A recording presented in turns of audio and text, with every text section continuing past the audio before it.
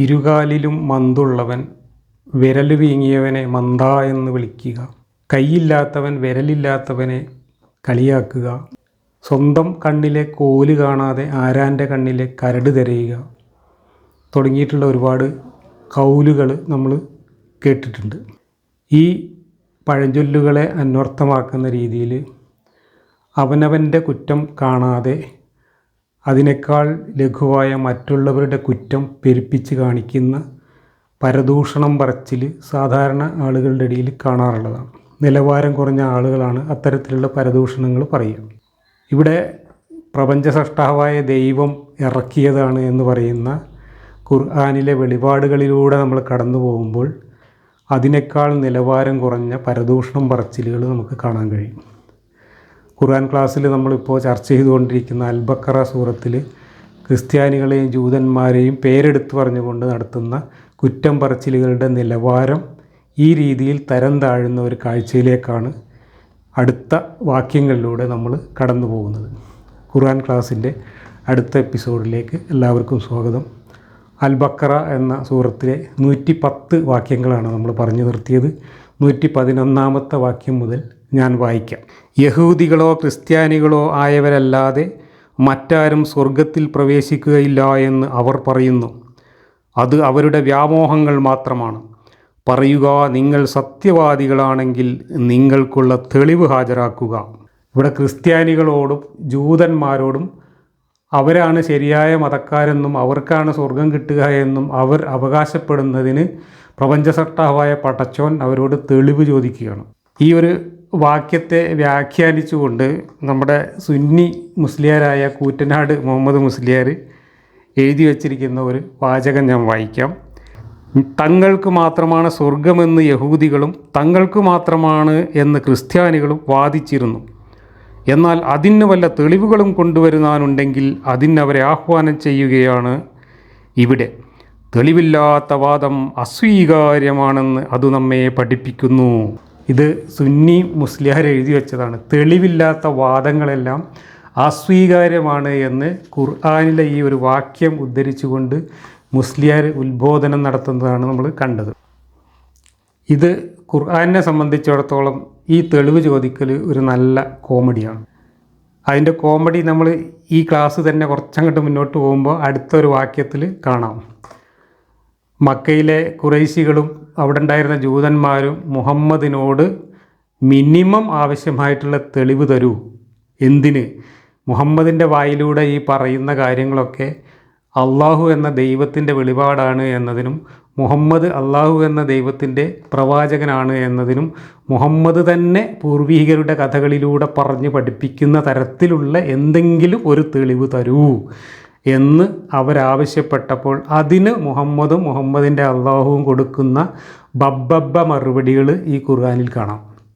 അതേ ഖുർആനിലാണ് ക്രിസ്ത്യാനികളോടും ജൂതന്മാരോടും അവരുടെ അവകാശവാദങ്ങൾക്ക് തെളിവ് ചോദിക്കുന്നത്. ആര്? പ്രപഞ്ചസൃഷ്ടാവായ ദൈവം. ഇനി ഈ ക്രിസ്ത്യാനികളും ജൂതന്മാരും ആരാണ്? ഈ ഖുർആൻ അനുസരിച്ച് അള്ളാഹു തന്നെ ഉണ്ടാക്കി വെച്ച 2 മതങ്ങളാണ്. ആ 2 മതക്കാരാണ്. അള്ളാഹു ഇറക്കിക്കൊടുത്ത വേദമനുസരിച്ച് അവരവരുടെ മതങ്ങളിൽ വിശ്വസിക്കുന്നവരാണ് ജൂതരും ക്രിസ്ത്യാനികളും. എന്നാൽ ഇവിടെ മുഹമ്മദ് അവകാശപ്പെടുന്നത് ജൂതമതവും ക്രിസ്തുമതവും ഒക്കെ മുഹമ്മദ് പറയുന്ന ഇസ്ലാം മതം തന്നെയായിരുന്നു എന്നും അതിൻ്റെ തുടർച്ചക്കാരനാണ് താൻ എന്നുമാണ്. അങ്ങനെയാണെങ്കിൽ ആ മതങ്ങളും ഈ അള്ളാഹു ഉണ്ടാക്കിയതാണ്. അങ്ങനെയാണെങ്കിൽ അള്ളാഹു ഉണ്ടാക്കിയ ജൂതമതം ക്രിസ്തുമതം വരുന്നതോടുകൂടി അപ്രസക്തമാകുന്നു, എക്സ്പയറി ഡേറ്റ് കഴിയുമെന്നും ജൂതന്മാരെ ബോധ്യപ്പെടുത്തുന്നതിൽ ഈ അള്ളാഹു സമ്പൂർണ്ണമായി പരാജയപ്പെട്ടു. ക്രിസ്ത്യാനികളാവട്ടെ ക്രിസ്തുമതം മുഹമ്മദ് നബി വരുന്നതോടുകൂടി എക്സ്പയറി ഡേറ്റ് കഴിയുമെന്നും പിന്നെ മുഹമ്മദ് നബിയുടെ മതമാണ് അവരുടെ മതമായിട്ട് ലയിച്ചു ചേരേണ്ടത് എന്നുമുള്ള കാര്യം ക്രിസ്ത്യാനികൾക്ക് ആർക്കും ബോധ്യപ്പെട്ടില്ല. അത് ബോധ്യപ്പെടുത്തുന്നതിലും ഈ അള്ളാഹു സമ്പൂർണ്ണമായി പരാജയപ്പെട്ടു. അപ്പോൾ സ്വന്തം ഉണ്ടാക്കിയ ഈ 2 മതങ്ങളെയും ആ മതങ്ങൾ ഒരു കുറച്ച് കാലം കഴിയുമ്പോൾ വേറൊരു പ്രവാചകൻ വരുന്നതോടുകൂടി അപ്രസക്തമാകുമെന്ന് ആ മതക്കാരെ പറഞ്ഞ് ബോധ്യപ്പെടുത്താൻ കഴിയാത്ത, അതിന് യാതൊരു തെളിവും അവരുടെ വേദത്തിലോ മറ്റവരുടെ വേദത്തിലോ നിലനിർത്താൻ കഴിയാത്ത അള്ളാഹുവാണ് ഇവിടെ അവരോട് തെളിവ് ചോദിക്കുന്നത്. അതേ അള്ളാഹുവിനോടും അതേ മുഹമ്മദിനോടും അവർ പറയുന്ന കാര്യങ്ങൾക്ക് മുഹമ്മദിൻ്റെ വായിലൂടെ പറയുന്നതാണ് അറബികൾ കേട്ടുകൊണ്ടിരുന്നത്. അത് എന്താണ്, അത് എവിടുന്ന് വരുന്നതാണ് എന്നതിൻ്റെ ഒരു നയാ പൈസയുടെ തെളിവ് ചോദിച്ചിട്ട് അത് കൊടുത്തില്ല എന്ന് മാത്രമല്ല, ആ തെളിവ് ചോദിച്ചവരെ തെറി പറയുകയും ചീത്ത പറയുകയും ഭീഷണിപ്പെടുത്തുകയും ചെയ്യുന്നതാണ് ഈ ഖുർആനിൽ ഉടനീളം നമ്മൾ കണ്ടത്. ആ ഖുർആനാണ് ഇവിടെ സ്വന്തം കണ്ണിലെ കോല് കാണാതെ ആരാൻ്റെ കണ്ണിലെ കരട് തിരയാൻ പോയിക്കൊണ്ട് ക്രിസ്ത്യാനികളെയും ജൂതന്മാരെയും കുറിച്ച് ഈ പരദൂഷണം പറയുന്നത്. അപ്പോൾ ഖുർആനിലെ പടച്ചവൻ്റെ ഒരു നിലവാരം എന്ത് എന്ന് ആലോചിച്ച് നോക്കുക. ഇനി തെളിവില്ലാതെ ഒന്നും സ്വീകാര്യമല്ല എന്ന് മുസ്ലിയാർ ഈ ആയത്തിനെ വ്യാഖ്യാനിച്ചുകൊണ്ട് പറയുന്നത് പൂർണ്ണമായിട്ടും നമ്മൾ സ്വീകരിക്കുന്നുണ്ട്. അത് തന്നെയാണ് ഞങ്ങളൊക്കെ ഈ സാധനത്തെ തള്ളിക്കളയാനുള്ള കാരണം ഇതിനകത്ത് എഴുതി വെച്ചിട്ടുള്ള കാര്യങ്ങളൊക്കെ ആകാശത്ത് നിന്ന് ഒരു പടച്ചോൻ കെട്ടിയിറക്കിയതാണ് എന്നതിന് ഒരു നയാ പൈസയുടെ തെളിവും ഇതിനകത്ത് എവിടെയുമില്ല. ആ തെളിവ് മുഹമ്മദിനോട് അന്ന് ചോദിച്ചിട്ട് തെളിവ് കൊടുക്കുന്നതിൽ മുഹമ്മദ് സമ്പൂർണ്ണമായി പരാജയപ്പെട്ടു എന്ന് ഈ പുസ്തകത്തിൽ തന്നെ വിശദമായി പറയുന്നുണ്ട്. പിന്നെ തെളിവില്ലാത്ത ഇത് നമ്മളെങ്ങനെയാണ് വിശ്വസിക്കുക? നമ്മളെ സംബന്ധിച്ചിടത്തോളം നമ്മുടെ ഒരു കോമൺ സെൻസും ബുദ്ധിയും ഉപയോഗിച്ചുകൊണ്ട് ഇതിലെ വെളിപാടുകളുടെ നിലവാരം, അതിൻ്റെ ഉള്ളടക്കം പരിശോധിക്കുമ്പോൾ തന്നെ അതിൽ യാതൊരു ദൈവത്തിൻ്റെ നിലവാരവും കാണുന്നില്ല എന്ന് മാത്രമല്ല, ആധുനിക മനുഷ്യൻ്റെ നിലവാരം വെച്ച് നോക്കുകയാണെങ്കിൽ തന്നെ ഇത് അങ്ങേയറ്റം അപരിഷ്കൃതവും പ്രാകൃതവും നെറികേടുകൾ നിറഞ്ഞതും വിഡ്ഢിത്തങ്ങൾ നിറഞ്ഞതും കെട്ടുകഥകൾ നിറഞ്ഞതും അന്ധവിശ്വാസങ്ങൾ നിറഞ്ഞതുമായിട്ടുള്ള ഒരു സമാഹാരമാണ്. അതെങ്ങനെയാണ് സർവജ്ഞാനിയും സർവതന്ത്രജ്ഞനും പ്രപഞ്ച സൃഷ്ടാവുമൊക്കെ ആയ ഒരു ദൈവം ഇത്തരത്തിലുള്ള വിഡ്ഢിത്തങ്ങളും വഷളത്തരങ്ങളും ഒരു പുസ്തകമാക്കി ഇറക്കുക എന്ന തെളിവ് എന്ന സാമാന്യമായ ചോദ്യമാണ് നമ്മുടെ മുമ്പിൽ ഇതിനെ നിഷേധിക്കുന്നതിനുള്ള തെളിവായിട്ട് നിൽക്കുന്നത്. അപ്പോൾ ഇത് അവകാശപ്പെടുന്നത് പോലെ ഇതിന് ദൈവീകത ഉണ്ട് എന്നതിന് ഒരു തെളിവുമില്ല എന്ന് മാത്രമല്ല, ഇത് ദൈവീകമല്ല എന്നതിന് ഇതിൽ തന്നെ 6000-ൽ പരം തെളിവുകൾ ഉണ്ട് എന്നതുകൊണ്ടാണ് നമ്മളൊക്കെ ഇത് നിഷേധിക്കുന്നത്. ഇവിടെ നമ്മൾ മുസ്ലിയാർ പറഞ്ഞ കാര്യം അംഗീകരിക്കുന്നു. ഈ ഖുർആൻ വാക്യത്തിൽ പറയുന്നത് തെളിവുള്ളത് മാത്രം വിശ്വസിച്ചാൽ മതി എന്നാണെങ്കിൽ തെളിവില്ലാത്തത് കൊണ്ടാണ് നമ്മളിത് തള്ളിക്കളയുന്നത് എന്ന് കൃത്യമായിട്ട് പറയാൻ പറ്റും. ഇവിടെ ക്രിസ്ത്യാനികളെയും ജൂതന്മാരെയും അവരുടെ മതം വിശ്വസിക്കുന്നതിന് കുറ്റപ്പെടുത്തുകയാണ് മുഹമ്മദിൻ്റെ വായിലൂടെ അള്ളാഹുവിൻ്റെ പേരിൽ. ഇത് തന്നെയല്ലേ മുസ്ലിങ്ങളുടെയും അവസ്ഥ? അവരുടെ മതം ശരിയാണ് എന്ന് അവകാശപ്പെടുകയും മറ്റുള്ളവരുടെ മതമൊക്കെ തെറ്റാണ് എന്ന് വാദിക്കുകയും ചെയ്യുമ്പോൾ അവരുടെ മതം ശരിയാണ് എന്നതിന് ഒരു തെളിവും കൊടുക്കാൻ അവർക്കും കഴിയുന്നില്ല. എന്ന് മാത്രമല്ല, ഇതേ അള്ളാഹു ഇതേ ഖുർആനിൽ മുഹമ്മദിൻ്റെ പ്രവാചകത്വത്തിന് തെളിവ് ചോദിച്ചവരോട് ആ തെളിവ് അന്വേഷിച്ച് ജൂതന്മാരുടെയും ക്രിസ്ത്യാനികളുടെയും അടുത്ത് പോയി ചോദിച്ചു നോക്കൂ എന്ന വിഡ്ഢിത്തവും ഈ ഖുർആനിൽ തന്നെ നമ്മൾ കാണാം. ഇപ്പോൾ അതേ അള്ളാഹു പറയാണ്, അവരെടുത്ത് തെളിവുണ്ടോ എന്ന് ചോദിച്ചിട്ട് അവരെ പരദൂഷണം പറയണം. അവരെടുത്തേക്ക് മക്കാരെ പറഞ്ഞയച്ച അള്ളാഹുവാണ്. നിങ്ങൾ തെളിവും ചോദിച്ചാൽ അവരെടുത്ത് പോയിക്കോ, എന്നാൽ നിങ്ങൾക്ക് ബോധ്യപ്പെടും എന്ന് പറഞ്ഞിട്ട് ജൂതന്മാരുടെ അടുത്തേക്ക് പറഞ്ഞയച്ച അതേ അള്ളാഹുവാണ് ഇവിടെ ജൂതന്മാരുടെ അടുത്തും ക്രിസ്ത്യാനികളുടെ അടുത്തും തെളിവില്ല എന്ന് പറഞ്ഞ് അവരെ ചീത്ത പറയുന്നത്. ഇതേ അള്ളാഹു തന്നെയാണ് ജൂതന്മാരെയും ക്രിസ്ത്യാനികളെയും അവർ നല്ല കൂട്ടരാണ്, അവർ നല്ല വിവരമുള്ളവരാണ്, അവർ നമ്മളെ കൂടെ ഉള്ളവരാണ്, അവരായിട്ട് സൗഹൃദമാകാം, അവരെ വീട്ടിൽ പോയിട്ട് ഭക്ഷണം കഴിക്കാം, അവരെ വീട്ടിൽ നിന്ന് കല്യാണം കഴിക്കാം എന്നൊക്കെ പറഞ്ഞ് നേരത്തെ ഈ രണ്ട് കൂട്ടരെയും പുകഴ്ത്തിക്കൊണ്ട് ആയത്തിറക്കിയത്. അതേ അള്ളാഹു തന്നെയാണ് ക്രിസ്ത്യാനികളെ മാത്രം പുകഴ്ത്തിക്കൊണ്ടും ജൂതന്മാരെ കുറ്റപ്പെടുത്തിക്കൊണ്ടും വേറെ ഒരു സന്ദർഭത്തിൽ ആയത്തിറക്കിയത്. ഇവിടെ അതേ അള്ളാഹു തന്നെയാണ് ക്രിസ്ത്യാനികളും ജൂതന്മാരും തെളിവില്ലാതെ വേണ്ടാത്തത് പറഞ്ഞു നടക്കുന്നവരാണെന്നും വേദഗ്രന്ഥം തിരുത്തിയവരാണെന്നും വഴി വഴച്ചവരാണെന്നും കോപത്തിനിരയായവരാണ് എന്നൊക്കെ പറഞ്ഞിട്ട് പുളിച്ച ചീത്ത അവരെ പറയുന്നത്. അപ്പോൾ ഒരു മനുഷ്യൻ്റെ ജീവിതകാലത്ത് അയാൾക്ക് ചുറ്റുപാടുകളിലുള്ള ആളുകളിൽ നിന്ന് നേരിടേണ്ടി വന്നിട്ടുള്ള പ്രശ്നങ്ങളെയും പ്രതികരണങ്ങളുടെയും അടിസ്ഥാനത്തിൽ അയാളുടെ വികാരവിചാരങ്ങൾ അപ്പോൾ അയാളുടെ മനസ്സിൽ തോന്നിച്ച കാര്യങ്ങൾ വിളിച്ചു പറഞ്ഞു. ആ വിളിച്ചു പറഞ്ഞത് സന്ദർഭങ്ങൾ മാറുന്നതിനനുസരിച്ച് വൈരുദ്ധ്യങ്ങൾ വന്നു ചേർന്നു എന്ന് മനസ്സിലാക്കാൻ ഒരു കോമൺ സെൻസ് മതി. പക്ഷെ സർവജ്ഞാനിയായ ഒരു ദൈവം നേരത്തെ തയ്യാറാക്കി വെച്ച് മനുഷ്യരാശിക്ക് മൊത്തമായിട്ട് ഇറക്കി കൊടുത്തൊരു പുസ്തകമാണെങ്കിൽ ഇതുപോലെയുള്ള വൈരുദ്ധ്യങ്ങളും വിഡ്ഢിത്തങ്ങളും അതിനകത്ത് ഒരിക്കലും ഉണ്ടാവില്ല എന്നതാണ് ഈ പുസ്തകം ദൈവത്തിൻ്റെതല്ല എന്നതിന് നമ്മൾ കാണുന്ന തെളിവ്. അപ്പോൾ ദൈവത്തിൻ്റെതല്ല എന്നതിന് കൃത്യമായ തെളിവ് ഉള്ളതുകൊണ്ടും ദൈവത്തിൻ്റെതാണ് എന്നതിന് ഒരു നയാ പൈസയുടെ തെളിവില്ലാത്തത് കൊണ്ടുമാണ് നമ്മൾ ഇത് തള്ളിക്കളയുന്നത്. മുസ്ലിയാർ പറയുന്നതിനെ നമ്മൾ അംഗീകരിക്കുന്നു, തെളിവുള്ളത് മാത്രമേ സ്വീകരിക്കാൻ പാടുള്ളൂ. തെളിവില്ലാത്ത അന്ധവിശ്വാസങ്ങൾ ആരെന്ത് അവകാശവാദം ഉന്നയിച്ച് വന്നാലും തെളിവ് കിട്ടുന്നത് വരെ വിശ്വസിക്കേണ്ട യാതൊരു ബാധ്യതയും നമുക്കില്ല. ഇനി ജൂതന്മാരോടും ക്രിസ്ത്യാനികളോടും ഈ തെളിവ് ചോദിക്കുന്ന അള്ളാഹുവിനോട് നമുക്ക് കുറച്ച് തെളിവ് ചോദിച്ചു നോക്കാം. അള്ളാഹു ഉണ്ട് എന്നതിന് നമ്മളെ കയ്യിൽ തെളിവൊന്നുമില്ല. എന്തായാലും അവകാശപ്പെടുന്നത് നമ്മൾ ചോദിക്കുന്നതും പറയുന്നതും ഒക്കെ കേൾക്കാൻ കഴിയുന്ന, അപ്പോൾ മനസ്സിലാക്കാൻ കഴിയുന്ന ഒരു അള്ളാഹു ഉണ്ട് എന്നാണ്. മുഹമ്മദിനോട് ഏതായാലും നമുക്കിപ്പോൾ തെളിവ് ചോദിക്കാൻ പറ്റില്ല, മുഹമ്മദ് ജീവിച്ചിരിപ്പില്ല. അള്ളാഹു ജീവിച്ചിരിപ്പുണ്ട് എന്നാണല്ലോ പറയുന്നത്. അങ്ങനെയാണെങ്കിൽ അള്ളാഹുവിനെ വിളിച്ചിട്ട് നമ്മൾ 2-3 കാര്യങ്ങൾക്ക് തെളിവ് ചോദിക്കുകയാണ്. ഒന്ന്, അള്ളാഹുവേ നിങ്ങളുണ്ട് എന്നതിന് എന്താണ് തെളിവ്? ഈ പ്രപഞ്ചത്തിനൊരു പടച്ചോനായിട്ട് നിങ്ങൾ മാത്രമേ ഉള്ളൂ എന്നതിന് എന്താണ് തെളിവ്? നിങ്ങളാണ് ഈ മുഹമ്മദിനെ ഇങ്ങോട്ട് പറഞ്ഞയച്ചത് എന്നതിന് എന്താണ് തെളിവ്? മുഹമ്മദ് നിങ്ങളുടെ പേരിൽ പറഞ്ഞു കൂട്ടിയിട്ടുള്ള ഈ വൈരുദ്ധ്യങ്ങളും വിഡ്ഢിത്തങ്ങളും അന്ധവിശ്വാസങ്ങളും ഒക്കെ യഥാർത്ഥത്തിൽ നിങ്ങൾ കൊടുത്തയച്ചതാണ് എന്നതിന് എന്താണ് തെളിവ്? നിങ്ങൾ സർവജ്ഞാനിയാണെങ്കിൽ ഇങ്ങനെയുള്ള വിഡ്ഢിത്തങ്ങളും വൈരുദ്ധ്യങ്ങളും ഈ കാലത്ത് മനുഷ്യരോട് പറയാൻ പറ്റാത്ത നെറികേടുകളും ഒക്കെ ഞങ്ങൾക്ക് ഇറക്കി തന്നത് എന്തിനാണ്? നിങ്ങൾക്ക് ഇത്രയും വിവേകവും വിവരവും സംസ്കാരവും ഒന്നും ഇല്ലാതായത് എന്തുകൊണ്ടാണ്? ഈ ചോദ്യങ്ങൾക്ക് ഞങ്ങൾക്ക് ബോധ്യപ്പെടുന്ന എന്തെങ്കിലും ഒരു മാർഗ്ഗത്തിൽ, എന്ത് മാർഗ്ഗം എന്നൊന്നും നമ്മൾ പറഞ്ഞു തരുന്നില്ല. കാരണം എങ്ങനെയാണ് നമുക്ക് ബോധ്യപ്പെടുക എന്ന് നിങ്ങൾക്കറിയാമല്ലോ, നിങ്ങൾ സർവജ്ഞാനിയാണല്ലോ. അപ്പോൾ ഞങ്ങൾക്ക് ബോധ്യപ്പെടുന്ന രീതിയിൽ എന്തെങ്കിലും ഒരു തെളിവ് 2 ദിവസത്തിൻ്റെ അകം ഒന്ന് തരാൻ പറ്റുമെങ്കിൽ ഞങ്ങൾ ഈമാൻ കൊള്ളാൻ തയ്യാറാണ്, വിശ്വസിക്കാൻ തയ്യാറാണ്. കാരണം തെളിവ് കിട്ടിയാലേ വിശ്വസിക്കാൻ പാടുള്ളൂ എന്ന് നിങ്ങളാണ് ഇപ്പോൾ ഇവിടെ പറഞ്ഞിട്ടുള്ളത്. അതിനെ വ്യാഖ്യാനിച്ചുകൊണ്ട് നിങ്ങളെ മൂല്യരാണ് പറഞ്ഞിട്ടുള്ളത്. അത് സ്വീകരിച്ചുകൊണ്ടാണ് ചോദിക്കുന്നത്. ഈ പറഞ്ഞ കാര്യങ്ങൾക്ക് എന്തെങ്കിലും ഒരു മിനിമം തെളിവ് തരാൻ പറ്റുമോ?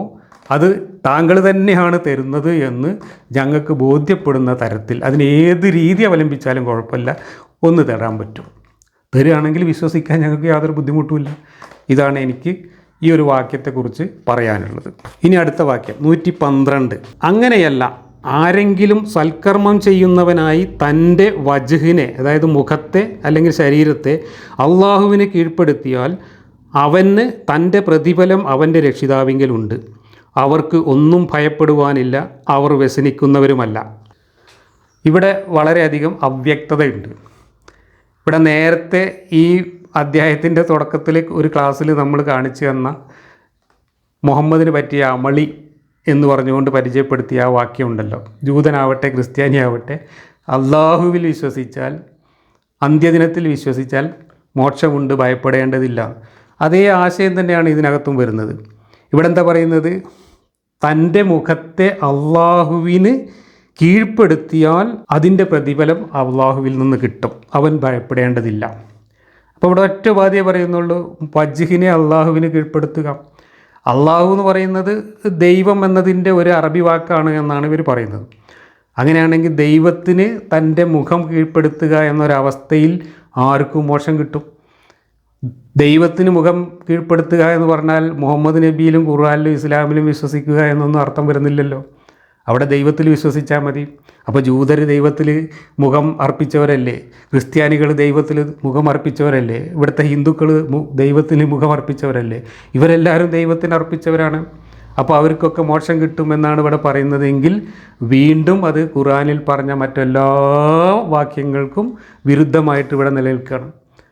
ഇവിടെ ബ്രാക്കറ്റ് ഇട്ടിട്ട് ഈ അള്ളാഹുവിന് മുഖം കീഴ്പ്പെടുത്തുക എന്ന് പറഞ്ഞാൽ ആ ബ്രാക്കറ്റ് ഇട്ടിട്ട് അതിൻ്റെ ഉള്ളിൽ ഇസ്ലാം മതം പറഞ്ഞൊക്കെ കൂടെ അംഗീകരിച്ച് ഇസ്ലാമായി ജീവിക്കുക എന്നൊക്കെ അർത്ഥം കൊടുക്കുകയാണ് വ്യാഖ്യാതാക്കൾ ചെയ്യുന്നത്. പക്ഷേ ഖുർആനിൽ അങ്ങനെ ഒന്നും പറഞ്ഞിട്ടില്ല. ഖുർആനിൽ ദൈവത്തിന് കീഴ്പ്പെട്ടാൽ നിങ്ങൾക്ക് മോക്ഷം കിട്ടുമെന്ന് മാത്രമേ ഇവിടെ പറഞ്ഞിട്ടുള്ളൂ. അപ്പോൾ ഇതും നേരത്തെ വന്ന വിഡ്ഢിത്തങ്ങളുടെ അല്ലെങ്കിൽ അബദ്ധങ്ങളുടെ കൂട്ടത്തിൽ പറ്റിയ ഒരു അമളി ആയിരിക്കാം. അങ്ങനെയാണെങ്കിൽ ഇതിന് തൊട്ട് മുമ്പ് പറഞ്ഞ ക്രിസ്ത്യാനികൾക്കും ജൂതന്മാർക്കും മോക്ഷം കിട്ടുമെന്ന് അവർ പറഞ്ഞതിൽ എന്താ തെറ്റുള്ളത്? അതിനെന്തിനാ തെളിവ് ചോദിക്കാൻ പോയത്? അവർ തന്നെയല്ലേ പറഞ്ഞിട്ടുള്ളൂ, അവരും ദൈവത്തിൽ മുഖം അർപ്പിച്ചവരാണ്. അവർ വിശ്വസിക്കുന്ന വിശ്വാസമനുസരിച്ച്, അവർക്ക് കിട്ടിയ വേദമനുസരിച്ച് അവർ ദൈവത്തിന് അർപ്പിച്ച് ജീവിക്കുന്നവരാണ്. അപ്പോൾ അവർക്ക് മോക്ഷം കിട്ടുമെന്നെങ്കിൽ അവർ അവകാശപ്പെടുന്നുണ്ടെങ്കിൽ നേരത്തെ എന്തിനാണ് അവരോട് തെളിവൊക്കെ ചോദിച്ചിട്ട് അവരെ ചീത്ത പറയാൻ പോയത്? ഇവിടെ അതിൻ്റെ നേരെ വിപരീതമാണ് പറയുന്നത്. 113 ക്രിസ്ത്യാനികൾക്ക് യാതൊരു പ്രമാണവുമില്ലെന്ന് യഹൂദികളും യഹൂദികൾക്ക് യാതൊരു പ്രമാണവുമില്ലെന്ന് ക്രിസ്ത്യാനികളും പറയുന്നു. അവർ ഇരുകൂട്ടരുമാവട്ടെ വേദം വായിക്കുന്നുണ്ട് താനും. അപ്രകാരം അവർ പറയുന്നത് പോലെ തന്നെ അറിവില്ലാത്തവർ പറയുകയുണ്ടായിട്ടുണ്ട്. എന്നാൽ അവർ ഏതൊരു കാര്യത്തിൽ ഭിന്നിച്ചുകൊണ്ടിരിക്കുന്നുവോ അതിനെക്കുറിച്ച് അള്ളാഹു പുനരുത്ഥാന ദിവസം അവർക്കിടയിൽ വിധി കൽപ്പിക്കുന്നതാണ്. അള്ളാഹു ഉണ്ടാക്കിയ 2 മതത്തിൻ്റെ കാര്യമാണ് അള്ളാഹു ഈ കുറ്റം പറയുന്നത്. അള്ളാഹു 2 മതം ഉണ്ടാക്കി പോന്നിട്ട് ആ മതത്തിലുള്ള ആളുകൾ ഒരു മതമാവണം എന്ന് വിചാരിച്ചാണ് അള്ളാഹു ഉണ്ടാക്കിയതെങ്കിൽ അവർ 2 മതമായിട്ട് നിൽക്കുകയും 2 മതമായിട്ട് തമ്മിൽ അടികൂടുകയും ചെയ്യുന്നു എന്ന് പറഞ്ഞുകൊണ്ട് അതേ അള്ളാഹുവിന് അവരെ കുറ്റപ്പെടുത്തേണ്ടി വന്നു എങ്കിൽ അത് അവരുടെ പരാജയമാണോ അള്ളാഹുവിൻ്റെ പരാജയമാണോ? ഇവിടെ ക്രിസ്ത്യാനികൾ ജൂതന്മാർ എന്ന് പറയുന്ന 2 മതക്കാരെ തമ്മിൽ തെറ്റിക്കാൻ നോക്കുകയാണ് അള്ളാഹു. അവർ തമ്മിലുള്ള പ്രശ്നങ്ങളിൽ പോയിട്ട് ഇടപെട്ടിട്ട് അതിന് മൂർച്ച കൂട്ടിയിട്ട് അതിൽ നിന്ന് മുതലെടുക്കാൻ ശ്രമിക്കുകയാണ്, കുറുക്കൻ്റെ പണിയെടുക്കുകയാണ്. ഒരു പ്രപഞ്ച സൃഷ്ടാവായ ദൈവം മൂപ്പരെന്നെ ഉണ്ടാക്കിവിട്ട 2 മതങ്ങളെ തമ്മിൽ തല്ലിച്ചിട്ട് അതിൽ നിന്ന് മുതലെടുത്ത് 3ാമത്തെ മതം ഉണ്ടാക്കാൻ ശ്രമിക്കുകയാണ്. എന്തൊരു അസംബന്ധമാണ് ഈ പറയുന്നതൊക്കെ. ഇനി ഈ വാക്യം ഇറങ്ങിയതിൻ്റെ പശ്ചാത്തലമായിട്ട് പറയുന്നത്, സബബുൻ നുസൂലായിട്ട് പറയുന്നത് എന്താണ്? അത് നജറാനിൽ നിന്ന് വന്ന ക്രിസ്ത്യാനികളും മദീനയിലുണ്ടായിരുന്ന ജൂതന്മാരും തമ്മിൽ അവരുടെ മതത്തെ സംബന്ധിച്ച് വലിയ തർക്കങ്ങൾ നടന്നു എന്നാണ്. മുഹമ്മദുമായിട്ട് തർക്കിക്കാൻ വന്നതായിരുന്നു നജറാനിലെ ക്രിസ്ത്യാനികൾ. ആ കൂട്ടത്തിൽ അവിടെ ഉണ്ടായിരുന്ന ജൂതന്മാരും കക്ഷി ചേർന്ന് അവരുമായിട്ടും തർക്കമുണ്ടായി. ആ തർക്കത്തിൽ മുഹമ്മദ് അള്ളാഹുവിനെയും കൂട്ടിപ്പോയിട്ട് അവർ തമ്മിലുള്ള തർക്കത്തിൽ നിന്ന് മുതലെടുത്ത് 3ാമത്തെ മതം ഉണ്ടാക്കാൻ ശ്രമിക്കുകയാണ്. അപ്പോൾ അള്ളാഹുവിൻ്റെ നിലവാരം എന്താണ്? ക്രിസ്ത്യാനികളും ജൂതന്മാരും തമ്മിൽ അവരുടെ മതം പറഞ്ഞ് തർക്കിക്കുന്നു. അവർ തർക്കിക്കാൻ എന്താണ് കാരണം? ജൂതന്മാരോട് ഇങ്ങനെ ഒരു ക്രിസ്തു വരുമെന്നും ക്രിസ്തു വരുമ്പോൾ നിങ്ങളുടെ മതം ക്രിസ്തു മതമാക്കി മാറ്റണമെന്നും ഒന്നും പറഞ്ഞതിന് അവരുടെ വേദത്തിൽ തെളിവില്ലാത്തതുകൊണ്ട് ക്രിസ്തു വന്നപ്പോൾ അവർ ക്രിസ്തുവിനെ വ്യാജൻ എന്ന് പറഞ്ഞിട്ട് തള്ളിക്കളഞ്ഞു. അതുതന്നെയാണ് മുഹമ്മദ് വന്നപ്പോൾ ക്രിസ്ത്യാനികളും ജൂതന്മാരും ചെയ്തത്. അവരുടെ മതത്തിലും അവരുടെ വേദത്തിലും ഇങ്ങനെ ഒരു മുഹമ്മദ് വരുന്നതിനൊന്നും ഒരു തെളിവുമില്ല എന്ന് പറഞ്ഞുകൊണ്ട് അവരും തള്ളിക്കളഞ്ഞു. അപ്പോൾ ഇത് 3 ഉണ്ടാക്കിയത് അള്ളാഹു ആണെങ്കിൽ ഈ 3 തമ്മിൽ കണക്ട് ചെയ്ത് ഒറ്റമതമാക്കണമെന്ന ഉദ്ദേശം അള്ളാഹുവിനും ഉണ്ടായിരുന്നെങ്കിൽ അത് ജൂതരെ ക്രിസ്തുമതം വരുമ്പോൾ ബോധ്യപ്പെടുത്താനും ക്രിസ്ത്യാനികളെ മുസ്ലിങ്ങൾ വരുമ്പോൾ ഇസ്ലാം വരുമ്പോൾ ബോധ്യപ്പെടുത്താനും അങ്ങനെ ഈ 3 മതവും കൂടെ ഒറ്റമതമാക്കാനും വേണ്ട എന്തെങ്കിലും തെളിവോ ഏർപ്പാടോ ഈ അള്ളാഹു ചെയ്തു വെക്കണ്ടേ ഈ മതം ഉണ്ടാക്കുമ്പോൾ? അതൊന്നും ചെയ്യാതെ ഈ മതം പുതിയ മതങ്ങൾ ഉണ്ടാകുമ്പോൾ ഭിന്നിച്ച് തമ്മിൽ തല്ലുന്നതിന് അവിടെ പോയിട്ട് ഓരോ ചിത്ത പറയുക അള്ളാഹു. ഇവിടെ ആരാണ് വിഡ്ഢിയാവുന്നത്? മനുഷ്യരാണോ ദൈവമാണോ? ഇനി ഈ ഭിന്നിപ്പും തമ്മിലടിയും ക്രിസ്ത്യാനികളും ജൂതന്മാരും തമ്മിലുള്ളോ? ഇങ്ങനെ അവരെ തമ്മിൽ തല്ലിച്ചിട്ട് 3ാമത്തെ മതം ഉണ്ടാക്കിയ ഇസ്ലാമിൻ്റെ സ്ഥിതി എന്താ? ഉണ്ടാക്കിയ അള്ളാഹു നബിയാണ്ട് തിരിഞ്ഞപ്പോഴേക്കിന് അത് തമ്മിലടിച്ച് പിരിഞ്ഞു. നബി മരിച്ചുകൊണ്ട് വീണ നിമിഷം മുതൽ അത് 2ആയി പിളർന്ന് ഷിയ സുന്നി എന്ന് പറഞ്ഞ് 2ആയി പിളർന്ന് അടി തുടങ്ങി, കൊല തുടങ്ങി, അങ്ങോട്ടും ഇങ്ങോട്ടും ഇമാമുമാരെ അമീർമാരെയും ഖലീഫമാരെയും കൊന്നൊടുക്കാൻ തുടങ്ങി. നബിയുടെ കുടുംബത്തെ വംശത്തെ വേരറുക്കുന്ന രീതിയിലുള്ള പരിപാടികൾ തുടങ്ങി. അങ്ങനെ സുന്നി ഷിയായി അന്ന് തുടങ്ങിയ തല്ല് ഇപ്പോഴും തുടരുകയാണ്. ഇപ്പോഴും സുന്നികളുടെ പള്ളി വെള്ളിയാഴ്ച പൊട്ടിത്തെറിക്കുന്നു, ഷിയാക്കൾ വന്ന് പൊട്ടിത്തെറിക്കുന്നു, ഷിയാക്കളുടെ പള്ളിയിൽ സുന്നി പോയി പൊട്ടിത്തെറിക്കുന്നു. വെള്ളിയാഴ്ച പള്ളിക്ക് പോകുന്നവരൊക്കെ കരിഞ്ഞിട്ടാണ് തിരിച്ചു വരുന്നത്. പാകിസ്ഥാനിലും അഫ്ഗാനിസ്ഥാനിലും സിറിയയിലും ഒക്കെ. അങ്ങനെ അതുമ്പോൾ തീരുമോ? ബാക്കിയുള്ള സുന്നികൾ എത്ര ഗ്രൂപ്പായിട്ട് മാറി? നമ്മുടെ നാട്ടിൽ തന്നെ എത്ര സുന്നിയുണ്ട്? ആ സുന്നികളിൽ നിന്ന് പിന്നുണ്ടായിട്ടുള്ള സലഫികൾ, മുജാഹിദ്, ജമായത്ത് എന്നൊക്കെ പറഞ്ഞിട്ട് സലഫികൾ പിന്നെ ഛിന്ന ഭിന്നമായി അനേകം ഗ്രൂപ്പുകളായിട്ട് പൊട്ടിപ്പൊളിഞ്ഞു പോകുന്ന ഈ സാധനങ്ങൾ മുജാഹിദുകളിൽ നിന്ന് എണ്ണിയ തീരാത്തത്ര കഷ്ണങ്ങളായിട്ട് മാറിയിട്ടുണ്ട്. അങ്ങനെ സുന്നി, മുജാഹിദ്, ജമായത്ത് ഇങ്ങനെ ഒരുപാട് ഗ്രൂപ്പുകളായിട്ട് ഈ സുന്നി വിഭാഗം തന്നെ തമ്മിലടിച്ച് ചാവുന്നതാണ് ലോകത്ത് കാണുന്നത്. സുന്നി ഷിയ തല്ല് തീരാതെ ലോകാവസാനം വരെ തുടരുന്നത് കാണുന്നു. ഇതാണ് ഞാൻ പറഞ്ഞത്, അവനവൻ്റെ കണ്ണിൽ കോല് കാണാതെ ആരാൻ്റെ കണ്ണിൽ കരട് തെറിയാൻ പോവുകയാണ് ഇവിടെ. കുറ്റം പറയാൻ, പരദൂഷണം പറയാൻ പോകുന്നവർ ആ ദൂഷം തനിക്കുണ്ടോ അല്ലെങ്കിൽ താൻ ഉണ്ടാക്കിയ സാധനത്തിനുണ്ടോ എന്നറിയണ്ടേ? ഇവിടെ അള്ളാഹുവിന് ജൂതരെയും ക്രിസ്ത്യാനികളെയും തമ്മിലടിക്കുന്നു എന്ന് പറഞ്ഞിട്ട് കുറ്റം പറയാൻ എന്ത് അർഹതയാണ് ഈ ഇസ്ലാം മുന്നിൽ വെച്ചിട്ടുള്ളത്? അള്ളാഹു കൊണ്ട് തിരിഞ്ഞപ്പോഴേക്ക് അള്ളാഹു പ്രവാചകനായിട്ട് മരിച്ച് വീണപ്പോഴേക്ക് അവിടെ അടി തുടങ്ങി. എവിടെയായിരുന്നു അള്ളാഹു? ഉസ്മാനെ കൊല്ലുമ്പോൾ അള്ളാഹു എവിടെയായിരുന്നു? അലിയെ കൊല്ലുമ്പോൾ അള്ളാഹു എവിടെയായിരുന്നു? ഉമറിനെ കൊല്ലുമ്പോൾ അള്ളാഹു എവിടെയായിരുന്നു? ഹസനെയും ഹുസൈനെയും കൊല്ലുമ്പോൾ അള്ളാഹു എവിടെയായിരുന്നു? ഇന്നും ഈ മുസ്ലിങ്ങൾ പരസ്പരം ബോംബ് പൊട്ടിച്ച് ചാവുമ്പോൾ അള്ളാഹു എവിടെയാണ്? അള്ളാഹു എന്തേ അവരോടൊന്നും നിങ്ങളെന്താ നമ്മ് തല്ലുന്നതെന്ന് ചോദിച്ചിട്ട് വരാത്തത്? ഇതാണ് ഞാൻ പറഞ്ഞത്. പരദൂഷണം, നിലവാരം കുറഞ്ഞ പരദൂഷണം പറച്ചിലുകാരൻ്റെ അവസ്ഥയിലേക്ക് ഒരു ദൈവത്തെ കൊണ്ടുപോയിട്ട് താഴ്ത്തി കെട്ടിയിരിക്കുകയാണ് ഈ ഖുർആൻ. ഇതൊക്കെ ദൈവം പറഞ്ഞതാണ് എന്ന് പറയുന്നതിൽ പരം ദൈവം എന്ന ഒരു സങ്കല്പത്തിന് തന്നെ അപമാനകരമായിട്ട് വേറെന്താണുള്ളത്? 114 അള്ളാഹുവിൻ്റെ പള്ളികളിൽ വെച്ച് അവൻ്റെ നാമം ഉച്ചരിക്കുന്നതിനെ തടയുകയും അതുവഴി അവയുടെ നാശത്തിനായി പരിശ്രമിക്കുകയും ചെയ്യുന്നവരെ കോളക്രമികൾ ആരാകുന്നു. ഭയപ്പെട്ടവരായിട്ടല്ലാതെ അവർക്കതിൽ പ്രവേശിക്കാൻ പാടില്ല. ഇഹലോകത്ത് വലിയ അപമാനം അവർക്കുണ്ട്, പരലോകത്ത് കഠിനമായ ശിക്ഷയും അവർക്കുണ്ട്. ഇവിടെ അള്ളാഹുവിൻ്റെ പള്ളിയിൽ പോയിട്ട് അവിടെ അള്ളാഹുവിൻ്റെ നാമം ഉച്ചരിക്കുന്നവർ തടയുന്നവർ ഭയങ്കര അക്രമികളാണ്. അവർക്ക് ഇഹലോകത്ത് ഞാൻ കാണിച്ചു കൊടുക്കാം അപമാനകരമായ ശിക്ഷയുണ്ട്, പരലോകത്തും ശിക്ഷയുണ്ട് എന്നൊക്കെ പറഞ്ഞിട്ട് അള്ളാഹുവിൻ്റെ പള്ളി കയ്യേറിയവരെ ചീത്ത പറയുകയാണ്. അള്ളാഹുവിൻ്റെ ഏത് പള്ളിയാണ്, ആരാണ് കയ്യേറിയത്? ഇന്ത്യയിൽ ഇപ്പോൾ കുറച്ച് പള്ളികളൊക്കെ സംഘപരിവാർ കയ്യേറിയിട്ടുണ്ട്. അവിടെ നമ്മൾ അള്ളാഹു ആരെയും അപമാനിക്കുന്നതൊന്നും കാണുന്നില്ല, അള്ളാഹു ആരെയും ശിക്ഷിക്കുന്നതൊന്നും കണ്ടിട്ടില്ല. എന്നാൽ ഇവിടെ പറയുന്നത് ഏത് സംഭവത്തെക്കുറിച്ചാണെന്നും ഏത് സന്ദർഭത്തിലാണ് എന്നത് സംബന്ധിച്ച് വളരെ വ്യത്യസ്തമായിട്ടുള്ള വ്യാഖ്യാനങ്ങളാണ് കൊടുത്തിട്ടുള്ളത്. അങ്ങനെ റോമക്കാർ വന്നിട്ട് ജെറുസലേമിലെ ജൂതന്മാരുടെ സോളമൻ ടെമ്പിൾ തകർത്ത സംഭവത്തെ ഉദ്ദേശിച്ചാണ് ഇവിടെ പറഞ്ഞിരിക്കുന്നത് എന്നാണ് ഒരു കൂട്ടരുടെ വാദം. വേറൊരു കൂട്ടർ പറയുന്നത് ഹിജ്റ 6-ാം നൂറ്റാണ്ടിൽ മുഹമ്മദ് ഹുദൈബിയ സന്ധി എന്നും പറഞ്ഞിട്ട് മക്കയിലേക്ക് ഒരു ചതിപ്രയോഗം നടത്തി കയറാൻ ശ്രമിച്ചു. അങ്ങനെ കയറിയപ്പോൾ ആ വർഷം തൽക്കാലം മുഹമ്മദിനെയും കൂട്ടരെയും കായബയിൽ കയറ്റാൻ മക്കക്കാർ സമ്മതിച്ചില്ല. ആ കായബ പിടിച്ചെടുക്കാൻ വേണ്ടിയുള്ള പോക്കായിരുന്നു. പക്ഷേ ആ തവണ കായബ പിടിച്ചെടുക്കാൻ കഴിഞ്ഞില്ല. അതിൻ്റെ അടുത്ത വർഷമാണ് മുഹമ്മദ് പോയിട്ട് പിന്നെ കായബ പിടിച്ചെടുക്കുന്നത്. അങ്ങനെ കായബ പിടിച്ചടക്കാൻ കഴിയാതെ മക്കക്കാർ മുഹമ്മദിനെ അവിടെ തടഞ്ഞതിനെക്കുറിച്ചാണ് ഈ ആയത്ത് എന്നാണ് വേറൊരു വ്യാഖ്യാനം. ഇത് രണ്ടായാലും പച്ചക്കള്ളമാണ്. കാരണം ജെറുസലേമിലുണ്ടായിരുന്ന സോളമൻ ടെമ്പിൾ എന്ന് പറയുന്നത് അള്ളാഹുമായിട്ട് യാതൊരു ബന്ധവുമില്ല. അത് അള്ളാഹുവിൻ്റെ പള്ളിയല്ല, അവിടെ അള്ളാഹുവിനെ ആരാധിച്ചിട്ടുമില്ല. ഇനി രണ്ടാമത്തെ സംഭവമാണെങ്കിൽ കായബ മുഹമ്മദ് പിടിച്ചെടുക്കാൻ പോയ സമയത്ത് കായബയിൽ മുഹമ്മദിനെ കയറ്റിയില്ല എന്ന് പറഞ്ഞാൽ അവിടെ അള്ളാഹുവിന് യാതൊരു റോളും ഇല്ല. അത് അള്ളാഹുവിൻ്റെ അല്ല കായബ. അവിടെ അള്ളാഹു ഉൾപ്പെടെ ഒരുപാട് ദൈവങ്ങളെ, ലാത്തയും ഉസ്സയും മനാത്തയും ഹുബലും ഒരുപാട് ദൈവങ്ങളെ വെച്ച് ആ പാഗൻ അറബികൾ എത്രയോ കാലമായിട്ട് ആരാധിച്ച് വരുന്നതും അവരതിനു വേണ്ടി ഉണ്ടാക്കിയതുമായിട്ടുള്ള ഒരു അമ്പലമാണ് ഈ കായബ. ഈ മുഹമ്മദ് ഇതൊക്കെ പറഞ്ഞു നടക്കുന്ന സമയത്ത് ആ കായബ പിടിച്ചെടുത്തിട്ട് മുഹമ്മദിൻ്റെ അള്ളാഹുവിൻ്റെ മാത്രം പള്ളിയാക്കുക എന്ന അക്രമം പ്രവർത്തിച്ചത് മുഹമ്മദാണ്. അതുപോലെ തന്നെ ജെറൂസലേമിലെ ജൂതന്മാരുടെ ഈ സോളമൻ ടെമ്പിൾ പിടിച്ചെടുത്തിട്ട് അവിടെ മുസ്ലിങ്ങളുടെ പള്ളി ഉണ്ടാക്കിയത് മുഹമ്മദിന് ശേഷം ഉമറിൻ്റെ കാലത്താണ്. ഈ അക്രമങ്ങൾ രണ്ടും ചെയ്തത് മുസ്ലിങ്ങളാണ്. ഇസ്ലാമിൻ്റെ പേരിൽ മറ്റേത് രണ്ടും മറ്റു മതക്കാരുടെ ക്ഷേത്രങ്ങളായിരുന്നു. അത് പിടിച്ചെടുത്ത് അക്രമം നടത്തിയത് ഇവരാണ്. എന്നിട്ട് ആ അക്രമം അവരുടെ തലയിലേക്ക് വെച്ച് കെട്ടുകയാണ് ഇവിടെ ചെയ്യുന്നത്. അതൊക്കെ എട്ടുകാലി മമ്മൂഞ്ഞിൻ്റെ മാതിരി വന്നിട്ട് അള്ളാഹുവിൻ്റെതാണെന്ന് പറഞ്ഞ് ഏറ്റെടുക്കുകയാണ് ഇന്ന് സംഘപരിവാറുകാർ ഇന്ത്യയിൽ ചെയ്യുന്ന അതേ പണി. മുസ്ലിങ്ങളുടെ പള്ളിയിലൊക്കെ പോയിട്ട് അവിടെ ശിവനുണ്ട്, അവിടെ അമ്പലമായിരുന്നു എന്ന് പറഞ്ഞിട്ട് ആ പള്ളി ഇവർ പിടിച്ചെടുക്കുന്ന RSSൻ്റെ അതേ ഫാസിസമായിരുന്നു മുഹമ്മദ് അവിടെ നടപ്പിലാക്കിയത്. മുഹമ്മദിന് ശേഷം ഖലീഫമാർ ജെറൂസലേമിലടക്കം നടപ്പിലാക്കിയത്. മറ്റുള്ള മതക്കാരുടെ ആരാധനാലയങ്ങൾ പിടിച്ചെടുത്തിട്ട് അത് പണ്ട് ഞങ്ങൾ ഉണ്ടാക്കിച്ചതാണെന്ന് എന്ന് പച്ചക്കള്ളം പറഞ്ഞിട്ട് അക്രമം കാണിച്ചത് ഇസ്ലാമിൻ്റെ ആളുകളാണ്, ഈ അള്ളാഹുവാണ്.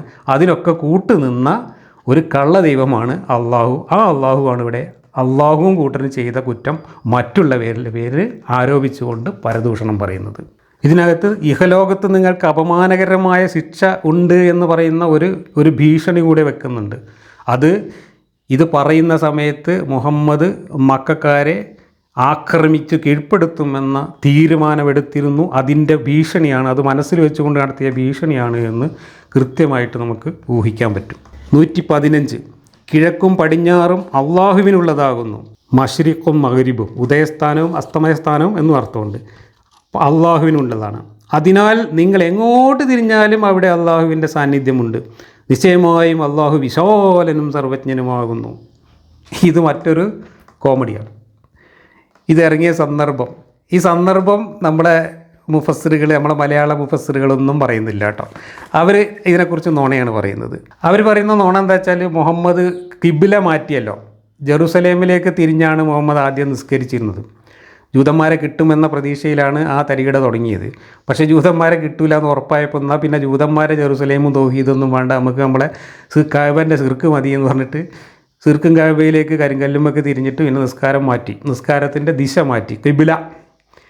അങ്ങനെ കിബില മാറ്റിയപ്പോൾ ജൂതന്മാരും ഒക്കെ കളിയാക്കിയെന്നോ അല്ലെങ്കിൽ അവർ സങ്കടം പറഞ്ഞു എന്നോ പറഞ്ഞിട്ട് ആ സന്ദർഭത്തിലാണ് കിബിലയിലും ഒന്നും വലിയ കാര്യമല്ല, എങ്ങോട്ട് തിരിഞ്ഞാലും ഞാൻ എല്ലായിടത്തും ഉണ്ട് എന്നുള്ള ഈ മണ്ടത്തരം പറഞ്ഞത് എന്നാണ് നമ്മുടെ മുഫസ്സിറുകൾ വ്യാഖ്യാനിച്ചിട്ടുള്ളത്. എന്നാൽ ഇതിൻ്റെ സബബുൻ നുസൂലായിട്ട് വാഹിദി തഫ്സീറിൽ കൊടുത്തിട്ടുള്ളത് അങ്ങനെയല്ല. അത് നല്ല കോമഡിയാണ്, കേട്ടോളി നിങ്ങൾ. ഒരിക്കൽ മുഹമ്മദിൻ്റെ അനുയായികൾ രാത്രിയിൽ ഒരു യാത്ര പോവുകയാണ്. യുദ്ധത്തിനായിരിക്കും പോകുന്നത്, മരുഭൂമിയിൽ കൂടെ പോവുകയാണ്. അങ്ങനെ അവർ നിസ്കരിക്കാം, രാത്രിയിലെ നിസ്കരിക്കും. പക്ഷേ അവർക്ക് പോകുന്ന വഴിയുടെ ദിശ അറിയില്ല. കിഴക്ക് ഏതാണ്, പടിഞ്ഞാറ് ഏതാണ്, രാത്രി ആയതുകൊണ്ട് അവർക്ക് തിരിച്ചറിയുന്നില്ല. ഒരു പക്ഷേ നക്ഷത്രങ്ങൾ നോക്കി ദിശ അറിയാൻ പറ്റാത്ത ടീമായിരിക്കാം, അല്ലെങ്കിൽ ആകാശത്ത് മഴക്കാറുള്ളതുകൊണ്ട് നക്ഷത്രമൊന്നും കാണാത്തത് കൊണ്ടായിരിക്കാം. എന്തായാലും ദിശ അറിഞ്ഞിരുന്നില്ല. അപ്പോൾ പോകുന്ന കൂട്ടത്തിലുള്ള ആൾക്കാർ, കുറേ ആൾക്കാർ വടക്കോട്ട് നിസ്കരിച്ചു, കുറേ തെക്കോട്ട് നിസ്കരിച്ചു, കുറേ പടിഞ്ഞാട്ട് നിസ്കരിച്ചു, കുറേ കിഴക്കോട്ട് നിസ്കരിച്ചു. അങ്ങനെ പലയിടത്തേക്കും തിരിഞ്ഞിട്ട് അങ്ങോട്ട് നിസ്കരിച്ചു. എന്നിട്ട് അവർ അവിടെ കിടന്നുറങ്ങി. രാവിലെ എണീറ്റ് നോക്കുമ്പോഴാണ്, സൂര്യൻ ഉദിച്ച് വരുമ്പോഴാണ് അവർക്ക് ദിശ തെറ്റിയിട്ടാണ് നിസ്കരിച്ചത് എന്ന് ബോധ്യമായത്. അപ്പോൾ അവർ നബിയോട് സംശയം ചോദിച്ചു എന്നാണ്. നബി കൂടെ ഉണ്ടായിരുന്നോ ഇല്ലേ എന്നുള്ളത് ഇതിൽ വ്യക്തമല്ല. എന്തായാലും നബിയോട് അവർ സംശയം ചോദിച്ചു. അപ്പോൾ തന്നെ ചോദിച്ചാണോ പിന്നെ ഒന്ന് ചോദിച്ചാണോ എന്നറിയില്ല. ആ സംശയം ചോദിച്ചപ്പോൾ നബി അന്നേരം വെച്ച് കാച്ചിയ തരികിടയാണ് ഇത് എന്നാണ് സബബുൻ നുസൂൽ പറയുന്നത്. എന്താ പറയുന്നത്? കിഴക്കോട്ടായാലും പടിഞ്ഞാട്ടായാലും ഒക്കെ കണക്ക് തന്നെ അള്ളാഹു എങ്ങോട്ട് തിരിഞ്ഞാലും അവിടെ ഉണ്ട്. അതുകൊണ്ട് നിങ്ങൾ ബേജാറാവണ്ട, അള്ളാഹു എല്ലാം അറിയുന്നവനും വിശാല മനസ്കനുമാണ്. പൊളിഞ്ഞില്ലേ കായബയും കിബിലൊക്കെ പൊളിഞ്ഞില്ലേ? അപ്പോൾ കിബിലക്ക് പ്രാധാന്യമില്ല, പ്രസക്തിയില്ല. അള്ളാഹു എല്ലായിടത്തും ഉണ്ട്, എങ്ങോട്ട് തിരിഞ്ഞു നിസ്കരിക്കാം എന്നാണ് ഈ പറഞ്ഞത്. സന്ദർഭം വെച്ചിട്ട് അതാണ് ഇതിൻ്റെ അർത്ഥം. ആ അർത്ഥം നമ്മൾ മനസ്സിലാക്കാതിരിക്കാൻ വേണ്ടിയിട്ടാണ് ഇത് കിബില മാറ്റിയപ്പോൾ അവർ കളിയാക്കിയതിനും ചീത്ത പറഞ്ഞതിനുമാണ് ഈ ആയത്തിറക്കിയത് എന്ന് പറഞ്ഞു. അങ്ങനെയാണെങ്കിലും അത് തന്നെയാണ് അർത്ഥം വരിക. കിബില മാറ്റിയപ്പോഴാണ് പറഞ്ഞത് കിബിലയിലും ഒന്നും കാര്യമല്ല, അള്ളാഹ് എല്ലായിടത്തും ഉണ്ട് എന്നാണ് പറഞ്ഞതെങ്കിൽ ഈ പടിഞ്ഞാട്ട് തിരിഞ്ഞ് നിസ്കരിക്കേണ്ട ആവശ്യമില്ല കേരളത്തിലുള്ള ആൾക്കാർ. പ്രത്യേകിച്ച് ഭൂമി ഉണ്ടായതുകൊണ്ട് എങ്ങോട്ട് തിരിഞ്ഞാലും ആകാശത്തേക്കാണ് പോവുക ദിശ. അപ്പോൾ ആകാശത്തേക്ക് തിരിഞ്ഞ് നിസ്കരിച്ചാൽ മതി, എങ്ങോട്ട് തിരിഞ്ഞ് നിസ്കരിച്ചാലും ശരിയാവും. അപ്പോൾ പിന്നെ എന്തിനാണ് ഈ കിബില എന്നും പറഞ്ഞിട്ട് എല്ലാ പള്ളിയും കൃത്യമായിട്ട് കിബില അളന്നിട്ട് പടിഞ്ഞാട്ട് തിരിയാൽ, പടിഞ്ഞാട്ട് എന്നല്ല കായബയുടെ നേരെ, മക്കയുടെ നേരെ തിരിഞ്ഞിട്ട് ലോകത്തുള്ള എല്ലാ മുസ്ലിങ്ങളും അങ്ങോട്ട് തിരിയുന്നത് എന്തിനാണ്? കായബ. ഈ ഖുർആൻ വാക്യവും മുസ്ലിങ്ങൾ ആചരിച്ചു വരുന്ന കിബില എന്ന ആചാരവും തമ്മിൽ പരസ്പര വിരുദ്ധമാണ്. ഇത് ഖുർആനിലെ ഒരു വൈരുദ്ധ്യമായിട്ട്, ഇസ്ലാമിലെ തന്നെ ഒരു വൈരുദ്ധ്യമായിട്ട് നമുക്ക് എടുക്കാൻ പറ്റും. അപ്പോൾ എന്താണ് മുഹമ്മദിൻ്റെ സ്ഥിതി? മുഹമ്മദ് അതാത് സന്ദർഭങ്ങളിൽ അപ്പോൾ എന്ത് പ്രശ്നമാണോ മുമ്പിൽ വരുന്നത് അതിനൊരു തരികിട അങ്ങോട്ട് തട്ടിവിടുക എന്നല്ലാതെ ഒരു കാര്യത്തിലും സമഗ്രമായിട്ടുള്ള ഒരു ചിന്തയോ ഒരു നിലപാടോ ഉണ്ടായിരുന്നില്ല. ഇപ്പോൾ കിബില എന്ന ഒരു കാര്യത്തിൽ സ്ട്രിക്റ്റ് ആയിട്ടുള്ളൊരു നിലപാടുള്ള ആളായിരുന്നുവെങ്കിൽ ഈ സമയത്ത് ഇങ്ങനെ പറയുമോ? നാട്ടുകാരൊക്കെ പല വൈക്കും പല ദിക്കിലേക്കും നിസ്കരിച്ചിട്ട് നിങ്ങളെ നിസ്കാരം ശരിയായിട്ടില്ല, നിങ്ങൾ രണ്ടാമതൊന്നും കൂടെ നിസ്കരിക്കണം ശരിയായ ദിശയിൽ എന്നല്ലേ പറയേണ്ടത്. അത് പറയുന്നതിന് അതൊന്നും സാരല്ല, എങ്ങോട്ട് തിരിഞ്ഞാലും അവിടെയൊക്കെ ഞാൻ ഉണ്ടാവും, നിങ്ങൾ നിസ്കരിച്ചോളൂ എന്ന് പറഞ്ഞിട്ട് ഒരു അഴകുഴമ്പൻ തരികിട വർത്തമാനം പറഞ്ഞു. അത് മുഹമ്മദിന് ആ സമയത്ത് അവരെ ഒന്ന് തൃപ്തിപ്പെടുത്താൻ, ഇനിയിപ്പോൾ അതിൻ്റെ ഒന്നും പേരിൽ ഓരോ ബേജാറാക്കണ്ട വിചാരിച്ചിട്ട് മുഹമ്മദിന് അന്നേരം തോന്നിയതാണ്. അന്നേരം തോന്നിയത് മുഹമ്മദ് വെച്ച് കാച്ചി. അങ്ങനെ കാച്ചിയപ്പോൾ അത് ഇസ്ലാമിൻ്റെ ഒരു അടിസ്ഥാന ചട്ടത്തിന് തന്നെ വിരുദ്ധമായിട്ട് വന്നു. ഇങ്ങനെയാണ് ഖുർആനിൽ നിറയെ വൈരുദ്ധ്യങ്ങളും വിഡ്ഢിത്തങ്ങളും നിറഞ്ഞത്. 116 അള്ളാഹു സന്താനത്തെ വരിച്ചിരിക്കുന്നു എന്നവർ പറയുന്നു. അവൻ എത്ര പരിശുദ്ധൻ! അങ്ങനെയല്ല, ആകാശങ്ങളിലും ഭൂമിയിലുള്ളതെല്ലാം തന്നെ അവൻ്റേതാകുന്നു, അവയെല്ലാം അവന് കീഴ്പ്പെടുന്നവയുമാണ്. ഇവിടെ അള്ളാഹുവിന് മക്കളുണ്ട് എന്ന് പറഞ്ഞതിലുള്ള ബേജാറാണ് ഇവിടെ അള്ളാഹു അവതരിപ്പിക്കുന്നത്. അള്ളാഹുവിൻ്റെ പരിശുദ്ധിക്ക് തകരാറാവും പോലെ അള്ളാഹുവിന് മക്കളുണ്ട് എന്ന് പറഞ്ഞാൽ എന്ത് ലോജിക്കാണ് അതിനുള്ളത്? മക്കളുണ്ടാകുന്നത് എങ്ങനെയാണ് പരിശുദ്ധിക്ക് തകരാറാവുന്നത്? അങ്ങനെ പരിശുദ്ധിക്ക് തകരാറാവും മക്കളില്ല എന്ന് പറയുന്നതിന് കാരണമായിട്ടൊക്കെ പറയുന്നത് അതിനേക്കാളും വലിയ വഷളത്തരങ്ങളാണ്. അള്ളാഹുവിന് ഭാര്യയില്ല, അതുകൊണ്ട് കുട്ടികളുണ്ടാവില്ല. വേറെ സ്ഥലത്ത് പറയുന്നതാണ്, ഹദീസിലും പറയുന്നുണ്ട് കുട്ടികളുണ്ടാവാൻ അള്ളാഹുവിന് ഭാര്യ വേണം. അതേ ഖുർആനിൽ ഇനി പറയാൻ പോകുന്നത് അള്ളാഹു എന്ത് വിചാരിച്ചാലും കുൻ എന്നാണ് പറഞ്ഞാൽ മതി, അപ്പം ഉണ്ടാവുന്നു. അങ്ങനെയാണ് അള്ളാഹുവിന് കുൻ പറഞ്ഞ് മക്കളുണ്ടാക്കിയാൽ പോരെ, പരിശുദ്ധിക്ക് എന്തെങ്കിലും കുഴപ്പം വരുമോ? ഇനി അള്ളാഹു എങ്ങനെ മക്കളെ ഉണ്ടാക്കിയത്? അള്ളാഹു ആദമിനെ എങ്ങനെ ഉണ്ടാക്കിയത്? കുൻ പറഞ്ഞിട്ട് ഉണ്ടാക്കുകയല്ല ചെയ്തത്. അള്ളാഹു ആദമിനെ കളിമണ്ണ് കൊണ്ട് ഉണ്ടാക്കിയിട്ട് മൂക്കിൽ ഊതുകയാണ് ചെയ്തത്. അതിൽ അള്ളാഹുക്ക് യാതൊരു പരിശുദ്ധിക്കും ഒരു കുഴപ്പം ഉണ്ടായില്ല. പിന്നെ ഈസാ നബി എങ്ങനെയാണ് ജനിച്ചത്? ഈസാ നബി അള്ളാഹുവിൻ്റെ പുത്രനാണ് എന്ന് ക്രിസ്ത്യാനികൾ പറയുന്നതിനെയാണ് ഇവിടെ പ്രധാനമായിട്ടും ചീത്ത പറയുന്നത്. ഈസാ നബി എങ്ങനെ ഉണ്ടായി എന്നാണ് ഈ ഖുർആനിൽ പറയുന്നത്? കന്യാമറിയത്തിൻ്റെ ഫർജിൽ അള്ളാഹു ഊതിയിട്ടുണ്ടായി എന്നാണ് ഈ ഖുർആനിൽ പറയുന്നത്. കന്യാമറിയം എന്ന് പറയുന്ന ഒരു സ്ത്രീയുടെ ഫർജിൽ പോയിട്ട് ഊതി ഗർഭമുണ്ടാക്കിയതിൽ യാതൊരു പരിശുദ്ധിക്കുറവും അഭിമാനക്കുറവും പരിശുദ്ധിക്കുറവും തോന്നാത്ത അള്ളാഹുവാണ് ഇവിടെ അള്ളാഹുവിന് മക്കളുണ്ടായി എന്ന് പറഞ്ഞിട്ട് പരിശുദ്ധി നഷ്ടപ്പെട്ടു എന്ന് പറഞ്ഞിട്ട് നിലവിളിക്കുന്നത്. അപ്പോൾ ഒരു മനുഷ്യ സ്ത്രീയുടെ ഫർജിലൂതി ഗർഭമുണ്ടാക്കുന്നിടത്ത് യാതൊരു അഭിമാനക്ഷതവും തോന്നാത്ത ഒരു പടച്ചോൻ ആ ഗർഭത്തിലുണ്ടായ കുട്ടി തൻ്റെ മകനാണ് എന്ന് പറഞ്ഞാൽ അതിൽ അപമാനം തോന്നുന്നു എന്ന് പറഞ്ഞാൽ ഇതൊരു പകൽമാന്യൻ്റെ സംസ്കാരമല്ലേ? എന്താണ് മക്കളുണ്ടാകുന്നതിൽ ഇത്ര അപമാനം? ഇവിടെ മൂന്ന് നാല് കൂട്ടരെയാണ് ഉദ്ദേശിക്കുന്നത് എന്നാണ് വ്യാഖ്യാനങ്ങളിൽ നിന്ന് മനസ്സിലാകുന്നത്. ഒന്ന്, ഈ ജൂതന്മാരിൽ ചിലർ അവരുടെ എസ്രാ പ്രവാചകൻ അള്ളാഹുവിൻ്റെ പുത്രനാണ്, ദൈവത്തിൻ്റെ പുത്രനാണ് കരുതിയിരുന്നു എന്നാണ് ഒരു വാദം. വേറൊന്ന്, യേശു ക്രിസ്തു ദൈവത്തിൻ്റെ പുത്രനാണ് എന്ന് ക്രിസ്ത്യാനികൾ പറഞ്ഞിരുന്നു. അതുപോലെ മലക്കുകൾ അള്ളാഹുവിൻ്റെ മക്കളാണ് എന്ന് മക്കയിലും പരിസരത്തുള്ള ചില അറബി ഗോത്രങ്ങൾ വിശ്വസിച്ചിരുന്നു. ഇതൊക്കെ പുറമേ മുഹമ്മദിൻ്റെ കുടുംബക്കാർ ഉൾപ്പെടുന്ന ഖുറൈശികൾ ലാത്ത, ഉസ്സ, മനാത്ത തുടങ്ങിയിട്ടുള്ള ദേവതകൾ അള്ളാഹുവിൻ്റെ പെൺമക്കളാണ് എന്ന് വിശ്വസിച്ചിരുന്നു. അപ്പോൾ അള്ളാഹുവിന് മക്കളുണ്ട് എന്ന് വ്യാപകമായി വിശ്വസിച്ചിരുന്ന ആ കാലത്ത് അള്ളാഹുവിൻ്റെ ഏകത്വം ഉറപ്പിക്കാൻ വേണ്ടിയിട്ട് മക്കളുണ്ടാകുന്നത് പരിശുദ്ധിക്ക് കുറവാണ് എന്ന ഒരു അസംബന്ധം ഇവിടെ അവതരിപ്പിക്കുകയും, എന്നാൽ ആ അസംബന്ധത്തിന് നേരെ വിരുദ്ധമായിട്ട് അള്ളാഹു കന്യാസ്ത്രീയുടെ ഫർജിലൂതി മകനെ ഉണ്ടാക്കിയെന്നും അള്ളാഹു മണ്ണ് കുഴച്ചിട്ട് അതിലൂതിയിട്ട് ആദമനെ ഉണ്ടാക്കിയെന്നും ഒക്കെ പറയുന്നുണ്ട്. അങ്ങനെയൊക്കെ ഉണ്ടാക്കാമെങ്കിൽ അവരെയൊക്കെ അള്ളാഹുവിൻ്റെ മക്കളല്ലാതെ പിന്നെ ആരുടെ മക്കളാണ്? ഈ മക്കളുണ്ട് എന്ന് പറയുന്നതുകൊണ്ട് എങ്ങനെയാണ് പരിശുദ്ധി നഷ്ടപ്പെടുന്നത്? ഇപ്പം നമുക്കൊക്കെ മക്കളുണ്ടായതുകൊണ്ട് നമ്മുടെ പരിശുദ്ധിക്ക് വല്ല കുഴപ്പമുണ്ടോ? അതേ സമയത്ത് മറ്റേതല്ലേ പരിശുദ്ധിക്ക് കുറവുണ്ടാകുന്നത്? ഇനി ഇതൊക്കെ പറഞ്ഞിട്ട് അടുത്ത വാക്യത്തിൽ പറയാൻ പോകുന്നത്, എനിക്ക് അതിൻ്റെ ഒന്നും ആവശ്യമില്ല, ഭാര്യം ഒന്നും വേണ്ട, എനിക്ക് ഞാൻ എന്ത് ഉണ്ടാവണമെന്ന് വിചാരിച്ചാലും കുൻ പറഞ്ഞാൽ ഉണ്ടാവുന്നു. അങ്ങനെയാണെങ്കിൽ പരിശുദ്ധി ഒന്നും നഷ്ടപ്പെടാതെ കുൻ പറഞ്ഞിട്ട് മക്കളുണ്ടാക്കിയാൽ അതെങ്ങനെയാണ് പരിശുദ്ധിക്ക് കുഴപ്പമാവുക? അപ്പോൾ അള്ളാഹു കുൻ പറഞ്ഞ് മക്കളുണ്ടാക്കിക്കൂടെ? എന്തൊക്കെ അസംബന്ധങ്ങൾ, എന്തൊക്കെ യുക്തിരഹിതമായ വാദങ്ങളാണ് എടുത്തുന്നയിക്കുന്നത്. ഇതൊക്കെ ഉത്തരം മുട്ടി ആ നാട്ടിൽ മറ്റുള്ളവരുടെ മുമ്പിൽ പരിഹാസ്യനായിക്കൊണ്ടിരിക്കുമ്പോൾ എന്തൊക്കെയോ വിളിച്ച് പറഞ്ഞു എന്നതിനപ്പുറത്ത് എന്ത് ദൈവികതയാണ് ഇതിലൊക്കെ ഉള്ളത്. ഇനി മക്കളുണ്ടായാൽ പരാശ്രിതനായി പോകുമെന്നൊക്കെ പറയണം. മക്കളുണ്ടാവണമെങ്കിൽ പരാശ്രയം വേണം, ഭാര്യനെ ആശ്രയിക്കണം. മക്കളുണ്ടായാലും പരാശ്രിതനാവും, അത് അള്ളാഹ്ക്ക് പറ്റൂല എന്നൊക്കെയാണ് വ്യാഖ്യാതാക്കൾ പറയുന്നത്. പരാശ്രയമില്ലാത്ത ആളാണോ അള്ളാഹു? പരാശ്രയം കൂടാതെ അള്ളാഹു എന്തെങ്കിലും പണി ചെയ്യുന്നുണ്ടോ? അള്ളാഹു മൊത്തം പരാശ്രിതനാണ്. അള്ളാഹു ആദമിനുണ്ടാക്കാൻ മണ്ണിനെ ആശ്രയിച്ചു. അള്ളാഹു മുഹമ്മദ് നബിയോട് വർത്തമാനം പറയാൻ ജിബ്രീലിനെ മാത്രമല്ല, മുഹമ്മദിനെ മാത്രമല്ല, മുഹമ്മദിൻ്റെ അറബികളുടെയും ഭാഷയെ പോലും ആശ്രയിച്ചു, മുഹമ്മദിൻ്റെ തൊള്ളയെ വരെ ആശ്രയിച്ചു. അപ്പോൾ സ്വന്തം സൃഷ്ടികളായ മനുഷ്യരോട് ഒരു ആശയവിനിമയം നടത്താൻ ആ മനുഷ്യരെയും ആ മനുഷ്യരുടെ തൊള്ളയും ആ മനുഷ്യരുണ്ടാക്കിയ ഭാഷയും പിന്നെ ആ മനുഷ്യർക്ക് മെസ്സേജ് എത്തിച്ചു കൊടുക്കാൻ 3-4 തോട്ടിയും ഇതൊക്കെ ആശ്രയിച്ചു കൊണ്ടാണ് ഒരു നിസ്സാര കാര്യം പോലും അള്ളാഹു നിർവഹിക്കുന്നത്. എന്നിട്ട് ആ അള്ളാഹു ഒരു പരാശ്രയമില്ലാത്തവനാണ് എന്ന് വീമ്പ് പറയുകയും ചെയ്യുന്നു. അള്ളാഹുവിന് മഴ പെയ്യിക്കണമെങ്കിൽ മലക്കുകളുടെ സഹായം വേണം, അള്ളാഹുവിനെ തന്നെ താങ്ങിക്കൊണ്ട് നടക്കണമെങ്കിൽ മലക്കുകളുടെ സഹായം വേണം. അള്ളാഹു തൊട്ട് പരാശ്രയം വേണ്ടാത്തവനാണ്. ഇതിലും വലിയ വൈരുദ്ധ്യം, ഇതിലും വലിയ കോമഡി വേറെ എന്താ ഉള്ളത്? 117. അവൻ ആകാശങ്ങളെയും ഭൂമിയെയും ഒരു മുൻമാതൃക കൂടാതെ സൃഷ്ടിച്ചവനാകുന്നു.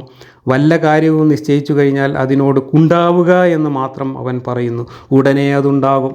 എന്നാൽ ആകാശവും ഭൂമി ഉണ്ടാക്കിയത് കുൻ എന്ന് പറഞ്ഞിട്ട് ഉടനെ ഉണ്ടായതല്ലല്ലോ. ആകാശവും ഭൂമി ഉണ്ടാക്കാൻ അള്ളാഹു ലക്ഷക്കണക്കിന് കൊല്ലങ്ങളെടുത്തു എന്നാണ് പറയുന്നത്.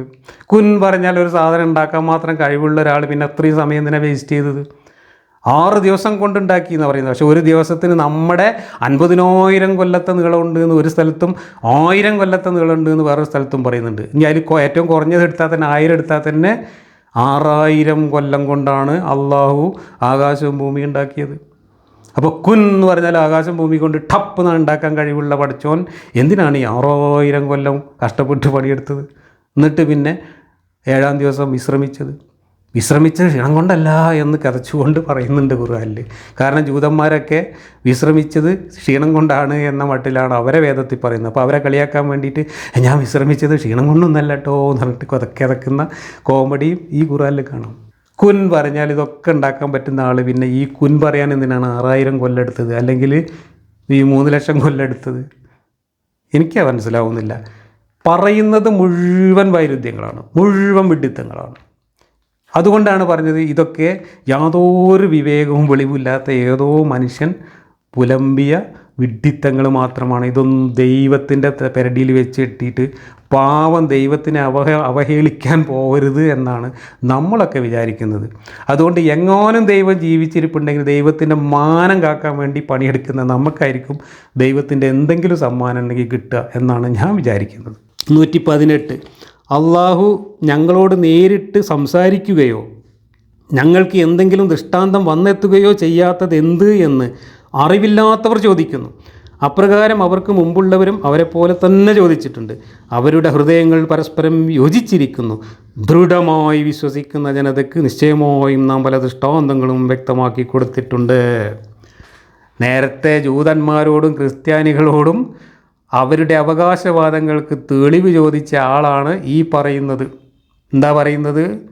ദൃഷ്ടാന്തം ചോദിച്ചു ഇവർ, വിവരമില്ലാത്തവർ. ഓലെ മുമ്പുള്ളവരും അങ്ങനെ ചോദിച്ചിട്ടുണ്ട്. അതുകൊണ്ടാണ് ഒരുക്കും കൊടുക്കാതിരുന്നത് ദൃഷ്ടാന്തം.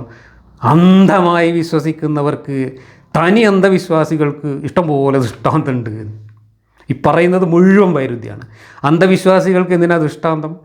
അന്ധവിശ്വാസികൾ എന്ന് പറഞ്ഞാൽ തന്നെ തെളിവില്ലാതെ വിശ്വസിക്കുന്നവർ എന്നാണ് അർത്ഥം. ഒരു തെളിവുമില്ലാതെ എന്ത് മണ്ടത്തരവും വിശ്വസിക്കുന്നവനാണ് ദൃഢമായി വിശ്വസിക്കുന്ന അന്ധവിശ്വാസി. അവന് ദൃഢമായി വിശ്വസിക്കുന്നവന് തെളിവുണ്ട്, ദൃഷ്ടാന്തം ഉണ്ട് എന്നാണ് ഇവിടെ പറയുന്നതെങ്കിൽ ക്രിസ്ത്യാനിക്കും ജൂതനും ഒക്കെ അവർ ദൃഢമായി വിശ്വസിക്കുമ്പോൾ അവർക്ക് തെളിവുണ്ടല്ലോ. ദൃഢമായി വിശ്വസിക്കുന്ന ക്രിസ്ത്യാനിക്ക് അവരുടെ വിശ്വാസം ശരിയാണെന്നുള്ളതിന് ഇഷ്ടംപോലെ തെളിവ് അവരുടെ കിതാബിലും അവരുടെ മതത്തിലും ഉണ്ട്. ദൃഢമായി വിശ്വസിക്കുന്ന ജൂതന് അവൻ്റെ മതം ശരിയാണ് എന്നതിന് ഇഷ്ടം പോലെ ദൃഷ്ടാന്തം ആ മതത്തിലുണ്ട്. എന്നിട്ട് പിന്നെ എന്തിനാണ് അവരെ കുറ്റം പറയാൻ പോയത്? അവർ തെളിവ് തരണം എന്ന് പറഞ്ഞു പോയത് എന്തിനാണ്? അങ്ങനെയാണെങ്കിൽ ഇവർ തെളിവ് തരണ്ടേ? ഈ അള്ളാഹു തെളിവ് തരണ്ടേ? ഈ മുഹമ്മദ് തെളിവ് തരണ്ടേ? ഈ മുഹമ്മദ് അന്ന് ചോദിച്ച തെളിവ് ചോദിച്ചവർക്ക് തെളിവ് കൊടുക്കണ്ടേ? ഇവിടെ തെളിവ് ചോദിച്ചവരെ ചീത്ത പറയുകയാണ്. നിങ്ങളെ മുമ്പുള്ളവരും അങ്ങനെ ചെയ്തിട്ടുണ്ട് എന്ന ഈ ഒരു ലോജിക്കും ഇല്ലാത്ത കുറ്റമാണ് ഇവിടെ പറയുന്നത്. മുമ്പുള്ളവർ ചെയ്തതിന് ഇവരെ ശിക്ഷിക്കുന്നത് എന്തിനാ? ഇവർ മുമ്പുള്ളവർ ചെയ്തു എന്ന് പറയുന്ന മുഹമ്മദ് തന്നെ അവകാശപ്പെട്ട അത്ഭുത വൃത്താന്തങ്ങൾ, അത്ഭുത വൃത്തികളാണ് തെളിവായിട്ട് മക്കക്കാർ ചോദിച്ചത്. അത് ചോദിച്ചപ്പോൾ മുമ്പുള്ളവരും അങ്ങനെ ചോദിച്ചിട്ടുണ്ട്, എന്നിട്ട് ഓൽക്ക് കാണിച്ചു കൊടുത്തിട്ട് പോലും വിശ്വസിച്ചിട്ടില്ല, അതുകൊണ്ട് നിങ്ങൾക്കും തരൂല എന്ന പൊട്ടത്തരം പറയുകയാണ് ഇവിടെ ചെയ്തത്. കാരണം മുഹമ്മദിന് ഈ ചോദിച്ച ഒരു തെളിവും കാണിച്ചു കൊടുക്കാനുള്ള ഒരു കഴിവുണ്ടായിരുന്നില്ല. കാരണം മുഹമ്മദ് വെറും തരികിടയായിരുന്നു. മുഹമ്മദിൻ്റെ അവകാശവാദങ്ങൾ പൊള്ളയായിരുന്നു. അതുകൊണ്ട് മുഹമ്മദിന് ഒരത്ഭുതവും അവിടെ കാണിക്കാൻ പറ്റിയില്ല. അത്ഭുതം കാണിക്കാൻ പറ്റാതിരുന്നപ്പോൾ മക്കക്കാർ മുഹമ്മദിനെ കളിയാക്കി നിരന്തരമായിട്ട് അത്ഭുതം കാണിച്ചുകൊണ്ട് തെളിവ് കാണിക്കാൻ പറഞ്ഞു. ആ തെളിവ് കാണിക്കാൻ പറഞ്ഞപ്പോൾ തെളിവ് ചോദിക്കുന്നത് തന്നെ വലിയ ക്രിമിനൽ കുറ്റമാണ് എന്ന മട്ടിലും പണ്ടുള്ളൊരു ചോദ്യം ചോദിച്ചിട്ടുണ്ട്, അതുകൊണ്ട് നിങ്ങൾക്കും തരൂല എന്നുള്ള ഒരർത്ഥവുമില്ലാത്ത ചെന്നായ ലോജിക്ക് അവതരിപ്പിച്ചുകൊണ്ട് അവരുടെ മുമ്പിൽ പരിഹാസ്യനാവുകയാണ് ഇവിടെ ചെയ്യുന്നത്.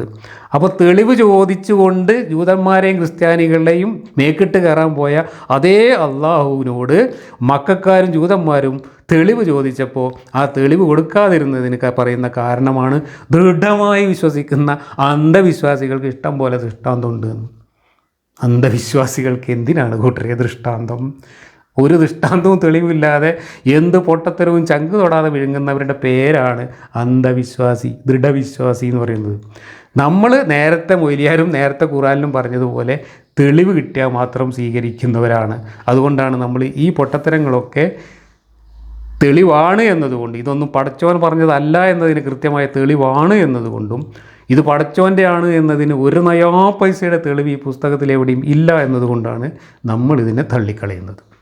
119 നിശ്ചയമായും സന്തോഷവാർത്ത അറിയിക്കുന്നവരായും ശിക്ഷയെക്കുറിച്ച് മുന്നറിയിപ്പ് കൊടുക്കുന്നവരായും സത്യസമേതം താങ്കളെ നാം അയച്ചിരിക്കുന്നു. നരകവാസികളെക്കുറിച്ച് താങ്കൾ ചോദിക്കപ്പെടുകയില്ല. ഇതിൻ്റെ സന്ദർഭമായിട്ട് പറയുന്നത് 2 കാര്യങ്ങളാണ്. സബബുൻ നുസൂലായിട്ട് പറയുന്നത് ഇവിടെ ആദ്യം ഒരു പ്രസ്താവന അങ്ങോട്ട് നടത്തുകയാണ്. നിശ്ചയമായും സന്തോഷവാർത്ത അറിയിക്കുന്നവരായും ശിക്ഷയെക്കുറിച്ച് മുന്നറിയിപ്പ് കൊടുക്കുന്നവരായും സത്യസമേതം താങ്കളെ നാം അയച്ചിരിക്കുന്നു. ഈ താങ്കളെ നാം അയച്ചിരിക്കുന്നു എന്ന് പറയുന്നത് ആ താങ്കൾ തന്നെയാണ്, ആ താങ്കളുടെ തൊള്ളകൊണ്ടാണ്. അത് താങ്കൾ അള്ളാഹു ആണ് എന്നതിന് തെളിവ് കൊണ്ടാ എന്നാണ് മക്കക്കാരും ജൂതന്മാരും ചോദിച്ചത്. അതിന് തെളിവ് കൊടുക്കാതെ അങ്ങനെ ആണ് എന്നൊരു പ്രസ്താവന സ്വന്തം വായ കൊണ്ട് നടത്തിയാൽ അതെങ്ങനെയാണ് തെളിവാകുക? ഇനി നരകവാസികളെക്കുറിച്ച് താങ്കൾ ചോദിക്കപ്പെടുകയില്ല എന്ന് ഈ പറഞ്ഞത് ഏത് സന്ദർഭത്തിലാണ് എന്ന് പറയുന്നുണ്ട്. അതിലൊരു സന്ദർഭം പറയുന്നത് മുഹമ്മദ് ഒരിക്കൽ അള്ളാഹിനോട് എൻ്റെ വാപ്പാക്കും ഉമ്മാക്കും എന്താവും അവസ്ഥ എന്ന് ചോദിച്ചു. എൻ്റെ വാപ്പാൻ്റെയും ഉമ്മാൻ്റെയും ഭാവി എന്താകും എന്ന് അള്ളാഹിനോട് ചോദിച്ചു എന്നാണ്. അത് ചോദിച്ചപ്പോൾ അതിന് മറുപടിയായിട്ട് അള്ളാഹ് പറഞ്ഞതാണ് നരകാവകാശികളെക്കുറിച്ച് താങ്കൾ ചോദിക്കപ്പെടുകയില്ല എന്ന് വെച്ചാൽ ഒരു നരകത്തിലാകും, പക്ഷേ നിങ്ങളതിന് ബേജാറാവേണ്ട, എന്നോടൊന്നും ചോദിക്കാൻ പോലില്ല എന്ന അർത്ഥത്തിൽ ആ സ്വന്തം വാപ്പാനും ഉമ്മാനെയും നരകത്തിലാക്കിക്കൊണ്ട് പറഞ്ഞതാണ് ഇത് എന്നാണ് ഒരു വ്യാഖ്യാനം.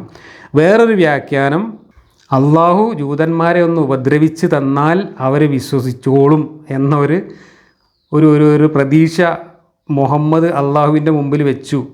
അപ്പോൾ അതിന് മറുപടിയായിട്ടാണ് അങ്ങനെ ഇപ്പോൾ അവരെ ഉപദ്രവിച്ചിട്ട് കീഴ്പ്പെടുത്തിയിട്ടൊന്നും അവരെ വിശ്വാസികളാക്കേണ്ട ആവശ്യമില്ല, അവരൊക്കെ നരകത്തേക്കുള്ളവരാണ്, അതുകൊണ്ട് ഓലെ പറ്റിയൊന്നും എന്നോട് ഞാൻ പ്രത്യേകം ചോദിക്കാൻ വരില്ല, ഓലെ വിട്ടേക്ക് എന്ന അർത്ഥത്തിൽ ജൂതന്മാർക്കെതിരെ പറഞ്ഞതാണ്, ജൂതന്മാരെ നരകത്തിലാക്കാൻ പറഞ്ഞതാണ് എന്ന അഭിപ്രായമാണ് വേറെ ഒരു വ്യാഖ്യാനമായിട്ട് വന്നിട്ടുള്ളത്. 120 യഹൂദികളുടെയും ക്രിസ്ത്യാനികളുടെയും മതം താങ്കൾ പിൻപറ്റി നടക്കുന്നതുവരെ അവർ താങ്കളെക്കുറിച്ച് തൃപ്തിപ്പെടുകയില്ല. നിശ്ചയമായും അള്ളാഹുവിൻ്റെ മാർഗദർശനമാകുന്നു യഥാർത്ഥവും പരിപൂർണവുമായ മാർഗദർശനം എന്ന് താങ്കൾ പറയുക. അറിവ് ലഭിച്ചു കഴിഞ്ഞതിന് ശേഷം താങ്കൾ അവരുടെ തന്നിഷ്ടങ്ങളെ പിൻപറ്റിപ്പോകുന്ന പക്ഷം അള്ളാഹുവിങ്കിൽ നിന്ന് യാതൊരു രക്ഷകനും സഹായിയും താങ്കൾക്ക് ഉണ്ടാവുന്നതല്ല. ഇത് ജൂതന്മാരെ മുഹമ്മദ് ആക്രമിച്ചുകൊണ്ടിരുന്ന ഒരു സന്ദർഭത്തിൽ ജൂതന്മാർ മുഹമ്മദിൻ്റെ അടുത്ത് ഒരു സന്ധിക്ക് വേണ്ടിയിട്ട് ഞങ്ങളെ ഒന്ന് ഉപദ്രവിക്കാതിരിക്കുകയാണെങ്കിൽ, ഞങ്ങളെ ഒന്ന് ജീവിക്കാൻ അനുവദിക്കുകയാണെങ്കിൽ പതുക്കെ ഞങ്ങളും നിൻ്റെ വിശ്വാസം സ്വീകരിച്ചോളാം എന്ന ഒരു ഉപാധിയുമായിട്ട് വന്നിരുന്നു എന്നും. ഇതൊക്കെ കുറേ കാലങ്ങൾക്ക് ശേഷമാണ് കേട്ടോ. ജൂതരെയൊക്കെ ആക്രമിച്ച് കൊല്ലുകയും കീഴ്പ്പെടുത്തുകയും ഒക്കെ ചെയ്ത ഒരു സന്ദർഭത്തിൽ ജൂതർക്ക് അവിടെ നിൽക്കാൻ നിവൃത്തിയില്ല എന്ന് ബോധ്യപ്പെട്ട സന്ദർഭത്തിൽ എങ്ങനെയെങ്കിലും അവിടെ ജീവിച്ചു പോകാൻ ഈ ചങ്ങാതി അനുവദിച്ചെങ്കിലോ എന്ന് വിചാരിച്ചിട്ട് ജൂതന്മാർ വന്നിട്ട് ഇങ്ങനെയുള്ള ആവശ്യങ്ങൾ മുന്നോട്ട് വെച്ചിരുന്നു എന്നും അങ്ങനെ അവരാവശ്യപ്പെട്ടപ്പോഴാണ് ഈ മറുപടി പറഞ്ഞത് എന്നുമാണ് ഒരു വ്യാഖ്യാനം.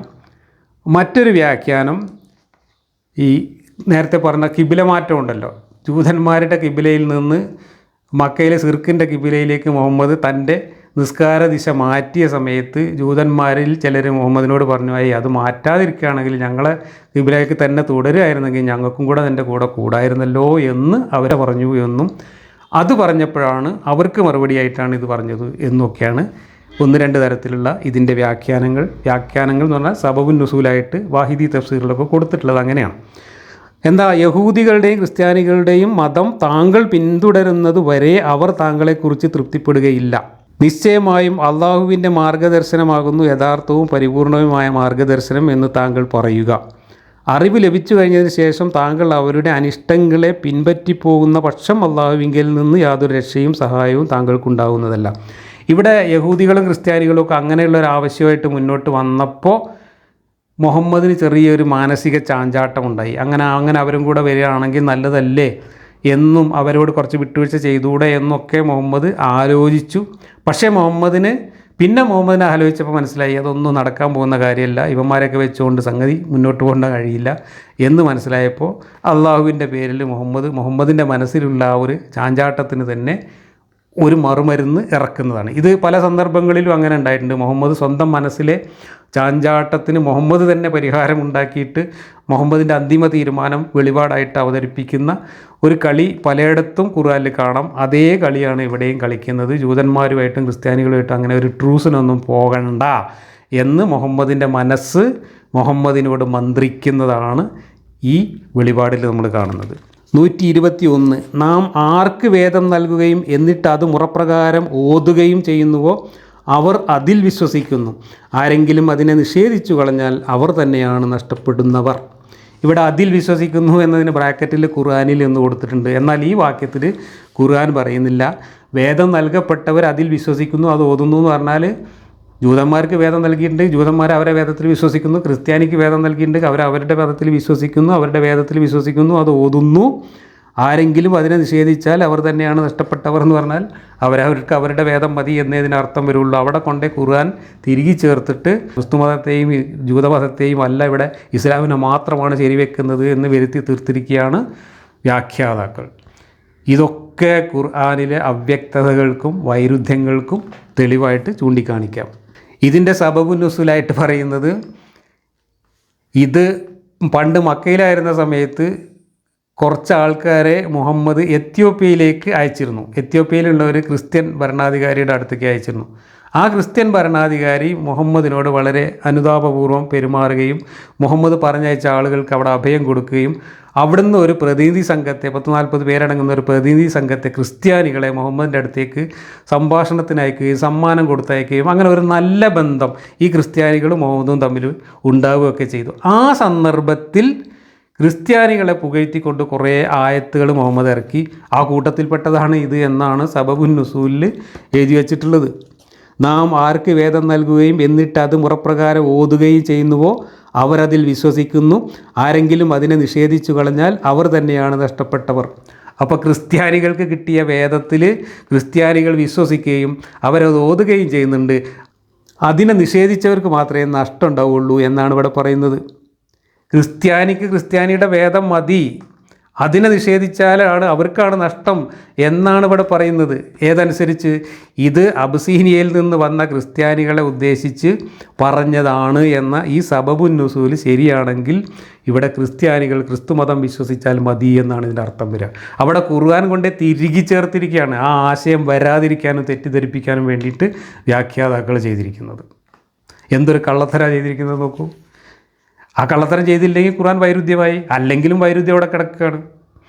മറ്റുള്ള മതക്കാർ ഏതായാലും അവർക്ക് സ്വർഗ്ഗമുണ്ട് എന്ന് പറഞ്ഞ ആയത്തവിടെ കിടക്കുന്നിടത്തോളം കാലം ഖുർആനിലെ വൈരുദ്ധ്യം ഇല്ലാതാക്കാൻ ആരെ കൊണ്ടും കഴിയില്ല. എത്ര ബ്രാക്കറ്റ് ഇട്ട് തിരിയാലും ഈ കള്ളത്തരങ്ങളെല്ലാം പൊളിയും. കള്ളത്തരങ്ങൾ പൊളിക്കുന്ന ഒരു നല്ല സാധനമാണ് ആയത്തുകളുടെ സബബുൻ നുസൂൽ അഥവാ അവതരണ പശ്ചാത്തലം. ഈ അവതരണ പശ്ചാത്തലം പല മുഫസ്സിറുകളും മറച്ചു പിടിക്കുകയാണ് ചെയ്യുന്നത്. കാരണം അത് പുറത്ത് വിട്ട് കഴിഞ്ഞാൽ ആളുകൾക്ക് ഇത് വായിച്ചാൽ കള്ളി മനസ്സിലാവും. കള്ളി മനസ്സിലായ കള്ളിപ്പൊളിയും. അതുകൊണ്ട് കള്ളത്തരം കാണിക്കുകയും മറച്ചു വെക്കാൻ വേണ്ടി ബ്രാക്കറ്റ് ഇട്ടിട്ട് നുണ എഴുതി ചേർക്കുകയുമാണ് വ്യാഖ്യാതാക്കൾ ചെയ്തിട്ടുള്ളത്. അങ്ങനെ നുണ എഴുതി ചേർത്ത ഒരു വാക്യമാണിത്. 122, 123 അത്രയും വാക്യങ്ങൾ കൂടി ഞാൻ വായിക്കാം. ഇസ്രായേൽ സന്തതികളെ, ഞാൻ നിങ്ങൾക്ക് ചെയ്തു തന്നിട്ടുള്ള എൻ്റെ അനുഗ്രഹത്തെയും ലോകത്തുള്ളവരിൽ വെച്ച് ഞാൻ നിങ്ങളെ ഉത്കൃഷ്ടരാക്കിയതിനെയും നിങ്ങൾ ഓർക്കുക. ഒരാൾ മറ്റൊരാളുടെ ബാധ്യത ഒരു വിധത്തിലും നിറവേറ്റാത്തതും ഒരാളിൽ നിന്നും ദണ്ഡം സ്വീകരിക്കപ്പെടാത്തതും ശുപാർശ പ്രയോജനപ്പെടാത്തതും തങ്ങൾ സഹായിക്കപ്പെടാത്തതുമായ ഒരു ദിവസത്തെ നിങ്ങൾ സൂക്ഷിച്ചു കൊള്ളുക. ഇതൊക്കെ പറഞ്ഞിട്ട് അവസാനം ജൂതന്മാർക്കെതിരായിട്ടുള്ള ഒരു ഭീഷണി മുഴക്കുകയാണ് ഇവിടെ ചെയ്യുന്നത്. ഇവിടെ അള്ളാഹു ഉത്കൃഷ്ടരാക്കി എന്ന് പറയുന്ന ഇസ്രായേലിയരെ തന്നെയാണ് അള്ളാഹു അവസാനം ഈ ഭീഷണിപ്പെടുത്തുന്നത്. എന്തിനാണ് അള്ളാഹു ഒരു ഗോത്രവർഗത്തെ ഉത്കൃഷ്ടരാക്കാൻ പോയത്? അതൊക്കെ ഒരു പടച്ചോന് ചേർന്ന പണിയാണോ? പടച്ചോൻ തൻ്റെ സൃഷ്ടികളായ എല്ലാ മനുഷ്യരെയും തുല്യരായി കാണേണ്ട ആളല്ലേ? ഒരു വാപ്പ സ്വന്തം മക്കളെ തുല്യരായി കാണുന്നത് പോലെ സ്വന്തം സൃഷ്ടികളെ തുല്യരായി കാണുന്നതിന് പകരം ഏതെങ്കിലും ഒരു ഗോത്രത്തിൽ പോയിട്ട് ഓല ശ്രേഷ്ഠരാക്കലൊക്കെയാണ് ഒരു ദൈവത്തിൻ്റെ പണി. എന്നിട്ട് ആ ശ്രേഷ്ഠരാക്കിയ ആൾക്കാർ പിന്നെ എന്നെ ധിക്കരിച്ചു എന്നും പറഞ്ഞിട്ട് അവരെ മുമ്പിൽ പോയിട്ട് നെലിമ്പുളിയും കൂടുക. എന്നിട്ട് അവരെ ഭീഷണിപ്പെടുത്തിക്കൊണ്ട് അവർക്ക് നേരെ പരദൂഷണം പറഞ്ഞുകൊണ്ടിരിക്കുക. ഇതൊക്കെ ഒരു ദൈവത്തിൻ്റെ നിലവാരത്തിന് ചേർന്നതാണോ? ശുപാർശ ഇല്ലാത്ത ദിവസം എന്നാണ് അന്ത്യദിനത്തെക്കുറിച്ച് ഇവിടെ പറയുന്നത്. പക്ഷേ അന്ത്യദിനത്തിൽ പലരും ശുപാർശ ചെയ്യുമെന്നും അള്ളാഹുവിൻ്റെ അനുമതിയോടെ ശുപാർശ ചെയ്യുമെന്നും ഇതേ ഖുർആനിൽ തന്നെ പറയുന്നുണ്ട്.